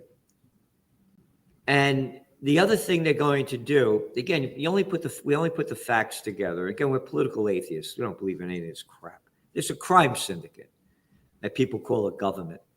Again, only by the facts. Under Obama, the Nobel Peace of Crap Prize winner, I want that guy Gaddafi out of there, or the Afghan troop surgeon, that guy. When the dot-com bust happened, according to the Levy Institute at Bard College, I call it a crime syndicate. They're murderers and thieves. They have all the wars and have the thievery. According to Bard College, Levy Institute at Bard College, the Federal Reserve dumped in $29 trillion to bail out the banks during the 2008 panic. We the people, we could go to hell. No money for you, but hey, I'm Jamie Dimon. You know I am, man. Hey, you know I am. Oh, well, you only been convicted of 5 felonies. Oh, we rigged the precious metals market back in 2019. And we only paid $900 million fine. But you know all the money we made? Yeah. All right. It's a crime syndicate. Oh, the cops stop you. Your light was off and on around your back license plate. Where were you? How many drinks did you have? Stand on your head. Repeat the alphabet backwards. Hey, I'm Jamie Dimon. I'm Jamie Dimon. It's a crime syndicate. Look at the wars going on. Yeah. Look at the slaughter of the Palestinian people in front of our eyes every day, destroying them, killing, according to Lancet, well over 100,000. Who cares? Shut up. Hey, Taylor Swift, she's getting married. Right, that's what the American people know. So we're on a verge of a socioeconomic and geopolitical crisis. That's why gold prices are going up. The Ukraine war, more money going into there. Trump sending Israel another $6 billion worth of deadly weapons to keep slaughtering the people. So it's your tax money. So get to work. I want your money to give to the military-industrial complex and the murderers. Again, it's a country, this is unbelievable. About a week ago, I took out the domain name, wethepeoplesparty.us. That name should have been gone when the internet revolution began in the early 1990s. Yeah. And then a couple of days ago, I took out the domain name wethepeoplesparty.world. These things should have been gone. Again, we the people? No. I'm the politician. I'll tell you what to do. Put on this mask. And you stand 6 feet apart from everybody. All right? And don't forget, when you masturbate, you better sanitize your hands before you do it. Don't make up any crap we want. I'm a politician. I'll tell you what to do. From the damn little clown boys, from mayors of the cities to the governors, to the congressmen, we don't need one more damn law. How about we the people? Shut the hell up, Celente. You're only a little guinea from the Bronx. I'm a politician. I'll tell you what to do. Where's the people's anger? Yeah. Are they trying to crash the dollar in order to not pay the debt? No, they're going to come up with a new coin. Going back to Trump, I went off key on it. It was the other thing I was going to talk about, what he did in 2018. Let's listen to him in 2020, 2021. How he hated Bitcoin, how it's destroying the dollar and these cryptocurrencies, a lot of garbage. Hey, but now my family's into it. Oh, and the Luttons and the Witkoffs, oh, the government, they're into it too. It's a great coin. All right? They're going to come up with a digital coin. We get rid of this dirty dollar and we're going to digital trash. They're going to make up a digital coin and say this digital coin's worth more than the dollar. They're going to make up some crap. And by the way, the Bitcoin and cryptos start going up so fast, going down a little bit, but they're still way up, and we're bullish on it because the crime syndicates invested in it. Again, Trump got over $100 million from the crypto people when he ran for office, and he got tens of millions of dollars when he got inaugurated. So it's one, again, like George Carlson said, it's one big club and you ain't in it. So crypto keep going up, but they're not going up as fast as they are because gold prices are spiking like I've never seen. They're up 40% this year. The price of gold's up 40% this year. Wow. So people are really thinking this is about to crash in some way. And, he's already in stablecoin, but you're thinking they're going to create a different coin other than stablecoin. Yeah. They create a digital dollar. Again, it's happening all over the world. CBDCs, central bank digital currencies. But the dollar is already not backed by anything. I mean, I know they say petrodollar, but but there's no gold, there's nothing backing the dollar short of faith in the American military and the American government itself. Is there a major difference between creating a digital currency that's not backed by anything and a dollar that's not backed by anything? Think about it. What the hell is Bitcoin backed by? It's worth, as we're going on here, like $112,000 a coin, an invented thing with nothing behind it. Yes. They're going to do the same thing with a digital currency. They'll make up look, You know, people sometimes call me a futurist. I'm not a futurist. Nobody can predict the future. There are too many wild cards, whether they're made by humans or nature. Let's go back to 2012. I thought the markets would crash again. They didn't teach me about zero interest rate policies or a thing called quantitative easing in Economics 101 at graduate school. All right? They'll make up any crap they want. It's a crime syndicate. By the way, explain what quantitative easing is, just so the audience would know. And that was would get the context. Giving the money to all the banks. Yeah. Give them trillions of dollars. And pumping free money into the system. And this is through the Federal Reserve. What the Federal Reserve takes on the debt and gives the banks cash for it. Yeah. And again, it's a crime syndicate. You talk about the Federal Reserve. How about a piece of slime ball by the name of Woodrow Wilson that gave us the Federal Reserve, World War I, and the IRS? Yes. Woodrow. All my life, I never met anybody with the name Woodrow. Woodrow. Different time. Different time. Woodrow. Again, look at the Roosevelts. I mean, the FDR, the Franklin Roosevelt. Again, it's one big club, and we ain't in it. All we are plantation workers of Slavelandia.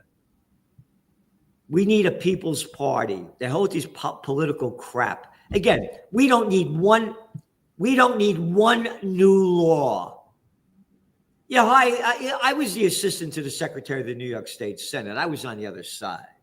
I saw what a freak show it was firsthand.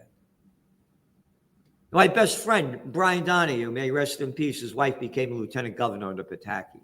I quit. I was working on major political campaigns in Westchester County. I designed in a course called American Politics and Campaign Technology, how to run political campaigns, and I taught it at St. John's University. I was on the other side. I know what a freak show it is. And these are gutless little boys, by the way. You call them out and they go down quick. No, don't talk to me like that. Who the hell do you think you're talking to? I'm using, this isn't a proper language. I don't want to get, but you don't use that language. Yeah, I remember you told me you were on the other side of this. When you call it a freak show, why do you call it a freak show? Is it just because they don't know what they're doing?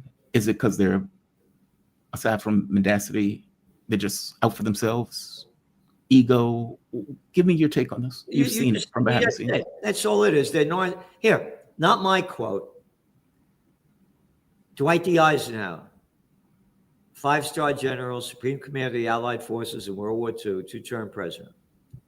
Google it up. Any man seeking the office of president is either an egomaniac or crazy. He didn't want to run. He was the president of, I think, Columbia University or something. He talked him into running. Yeah. I'm telling you, these are the kids, like when you're in high school and college, that want to be class president or head of the student council. It's the same group. Who the hell are they to tell me what to do? By the way, this is one of the T-shirts that we sell. Journal.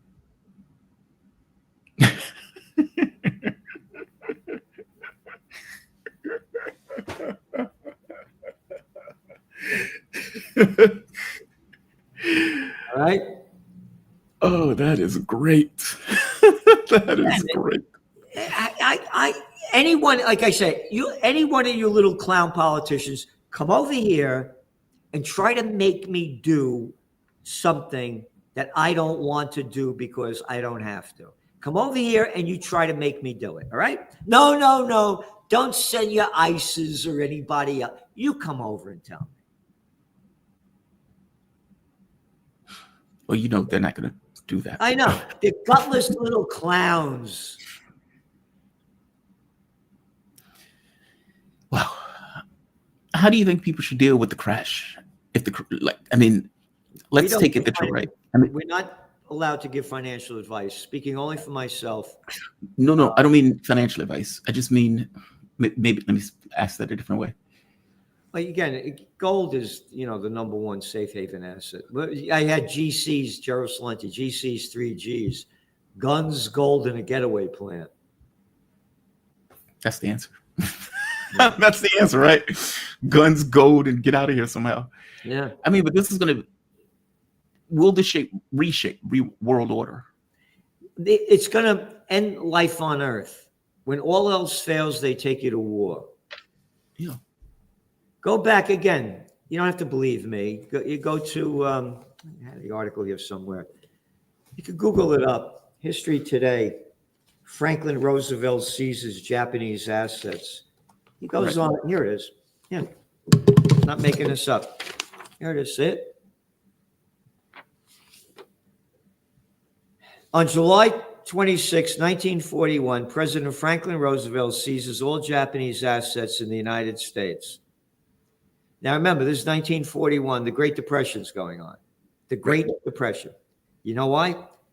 In retaliation for the Japanese occupation of French Indochina. Wait a minute. French Indochina? What the hell are the French doing in Cambodia, Laos, and Vietnam? And you're calling it French Indochina? Oh, we're in Algeria, we're in Morocco, we're going anywhere we can with French Foreign Legion. We're stealing, raping, pillaging all the tin, rubber, anything we need. And I'm an American. What the hell do I care what's going on in French Indochina? And you stole all the Japanese money? Yeah, it goes on. He goes on to say that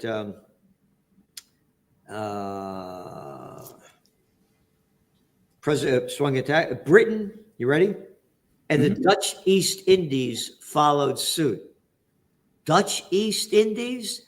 This little tiny joint called Holland, the Dutch? What the hell are you doing over there in Indonesia? Oh, we're doing the same thing the French are doing over there in French Indochina. Yeah, we're stealing everything, killing, robbing. Oh, and Britain? Oh, the sun never sets on the British Empire. We kill and pillage all over the world. The report came out, over 400 million people in India died because of British rule for 100 years. Here, goes on. You ready? Japan followed up by occupying Cameron Naval Base, 800 miles from the Philippines, where Americans had troops, and the British base at Singapore. What the hell are the British doing in Singapore and Americans doing in the Philippines? And you're angry because the Japanese are in Vietnam? And what do I care? I'm an American. That's none of my business. Gets us into World War II. Yeah. During the Great Depression. When all else fails, they take you to war. And this is the other one. You see, Trump went over there and had the with what's his name, King Charles. Yes. And you see all those guys dressed up in those stupid costumes with the pretending to be royalty. Yes, appointed by God. Yeah. If the royal family, a crime syndicate. If they were Italian, you'd call them a mafia.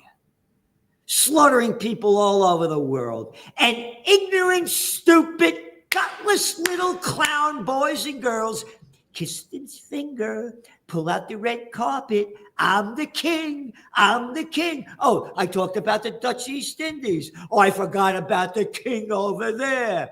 What's this king crap? They're murderers. They're a crime syndicate. Oh, no, Celente, we're a royal family. We're better than you. We don't pee-poo. How stupid can people be? How can they swallow this crap? Yeah. Royal family. Murderers.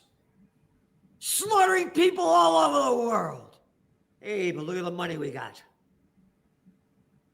And look at the clown show they put on. It's a circus. Yeah. Gerald, this has been an illuminating segment and terrifying, but illuminating. I saw gold floating. I didn't realize how significant that was, nor did I quite understand why. it was floating up. You gave a fantastic breakdown. And obviously with the COVID stuff taking place, the office building, I started working remotely. My wife started working remotely. Yeah. Many of the people that I knew started working remotely, in which case it's like, okay, why are we in the office? Why do we even have this office at this point? No, the logic of it makes all the sense in the world. One last question. How long do you think this will take? I mean, if you could give a prediction, you were able to predict the bubble and the bust once before. Again, Any idea on how long this takes? Is there back to COVID. When COVID happened, I thought everything would crash. I didn't know they were going to pump in trillions of dollars around, tens of trillions around the world, and Right. bring interest rates down to zero and keep them negative. You know, you don't know. They're going to do everything they can to artificially prop this up. But again, very bullish on gold. This takeoff of gold is like nothing I've ever seen. Again, I've been at this. I tell you, for first buy gold is $163 an ounce. Wow. And I've never seen anything like this. But my greatest concern is war. And again, look at little Georgie Bush, a little daddy's boy with a pair of cojones smaller than a mothball. 90% of the people swallowed the crap spewing out of his mouth. We're going to get that guy Osama bin Laden dead or alive. The Afghan war, the longest war in American history. And we lost. Yeah. Oh, we haven't won one since World War II. We wouldn't have won that one without the Russians, but you can't say that. You're not allowed to. And again, when I said when all else fails, they take you to war, what was going on before 9/11? Oh, the dot-com bust. Right. Oh, the NASDAQ lost 80% of its value. Forgotten. And then they had the phony housing boom. Again, brought to you by the banksters and derivatives and all that crap. Everybody, I'm telling you, but this will be the end of life on Earth. You know, there's a John F. Kennedy giving a speech to graduating students at American University in 1963. It was all about peace. He said, if we go to war against the Soviet Union, the nuclear war, life on Earth will be destroyed in 24 hours. And generations will be destroyed. That was 1963. The nuclear weaponry has gone way, way beyond that. One of the cats, Einstein, you know, who's invented part of it. They asked him what kind of weapons will be used to fight the Third World War. He said, I don't know, but they'll be using sticks and stones to fight the Fourth. Yep. And I'm having a rally this Saturday up here in Kingston, New York, an Occupy Peace rally. Judge Napolitano, Scott Ritter, Dennis Kucinich, Ray McGovern, Garland Nixon, Roger Waters is going to be doing a live stream.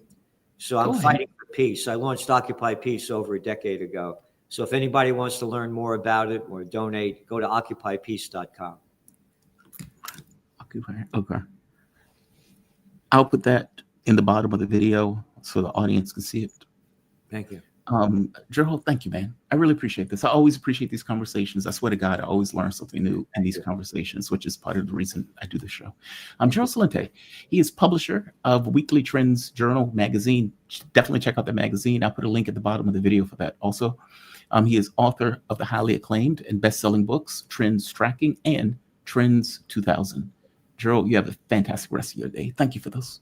And thank you for all that you do. And thank you so much for having me on. Oh, thank you, man. Peace out. All right. Love that guy. I love that guy. He's earnest, straightforward, tells you like it is, and he has a historical context that remembers the stuff in a way that can fall down memory holes. No, shout out to him. When I cut this video, I will put occupypeace.com at the bottom of the video. I would also put Trends Journal at the bottom of this video. I think I have an affiliate link for Trends Journal that I'll use. But definitely check it out. It is a fantastic publication. Yeah, things that can't keep going, don't. I think that's where we are. We have reached the end. I want to thank all of you for joining me. Oh, we have a chat. Let's go to the chat. And the chat, Lucas Mansion. Maybe focusing in the United States, quote, U.S. homeland, unquote, means the Pentagon is expecting to occupy its own people after the tech bubble bursts. A new depression starts. See, that's the rub, right? Like, if you're willing to put $50 trillion in order to prop up the economy, does it fall? And if money is just fictitious and they're making it out of thin air. Does it fall? I mean, that's the rub. If it falls, oh, Jesus. But I don't get the sense. Look, I think they're trying to do empire on the cheap. And the way they're trying to do empire on the cheap is to have the sexy term, division of labor, where you have other countries effectively being the proxies on your behalf as the United States. And so, yeah, I don't doubt that they're looking at Greenland and Canada and South America as being their backyard, quote unquote. But I don't buy this given a primacy thing. I don't buy it. I don't buy it. I don't buy it. I don't buy it. I suppose we'll see if Arno Bertrand is right, but I don't think so. I don't think so. Also, the price of gold skyrocketing like that is amazing. And look, to back his point up, this chart shows the depreciation of the dollar.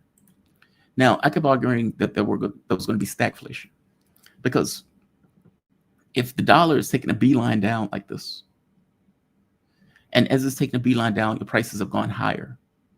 So what you pay for beef, chicken, vegetables, fruits, all those things have gone up. That means everything costs more. So not only is your economy in a recession, the value and the purchasing power of the instrument that you use in order to pay for goods has lost value in a significant way. That sucks. Meaning tariffs are making everything higher, and the dollar depreciating is making everything higher. Both of these things are happening simultaneously. Also, while the economy goes into a recession. I keep saying this is the Trump economy. This is the Trump economy. This is the Trump economy. All right. We have come to the end. I want to thank all of you for joining me, and there's no way out. Shiznits, maybe the collapse is the way out. No bullshit. Like, your government has been starting fires all across the globe. It's been getting people killed all across the globe. Maybe it collapsing is the way out. Maybe it's collapsing is the way out. Look, empires come and go. Every empire is fallen because, and we know it from a historical context, every empire that proclaimed that it was eternal, that it was indispensable, at some point found that it was not eternal, and Lord knows, not indispensable. Every country is dispensable. Every empire is dispensable. People would get along just fine without it. There may be problems for the country itself. There may be problems for the world as it tries to reconcile itself. But if there is any happy note in all of this, life goes on until it doesn't. I'm going to call this the end. I'm going to say like. I'm going to say share. I'm going to say subscribe. I want to thank all of you for joining me. I want to thank, who gave this? Lucas Mansion. Thank you, Lucas. As I always say, you can support PayPal, Patreon, Super Chat, memberships, buy me a coffee. All of those things help support the content. All of those things keeps the show ticking along. Many of these shows get demonetized. I never know which one will be. So when I say you support the content, I mean it in the most realistic, literal terms. You support the content, and I thank you for it. I want to say like, share, subscribe. You guys have a fantastic day. Be safe and be kind to the degree that you can be kind. Have a good one all.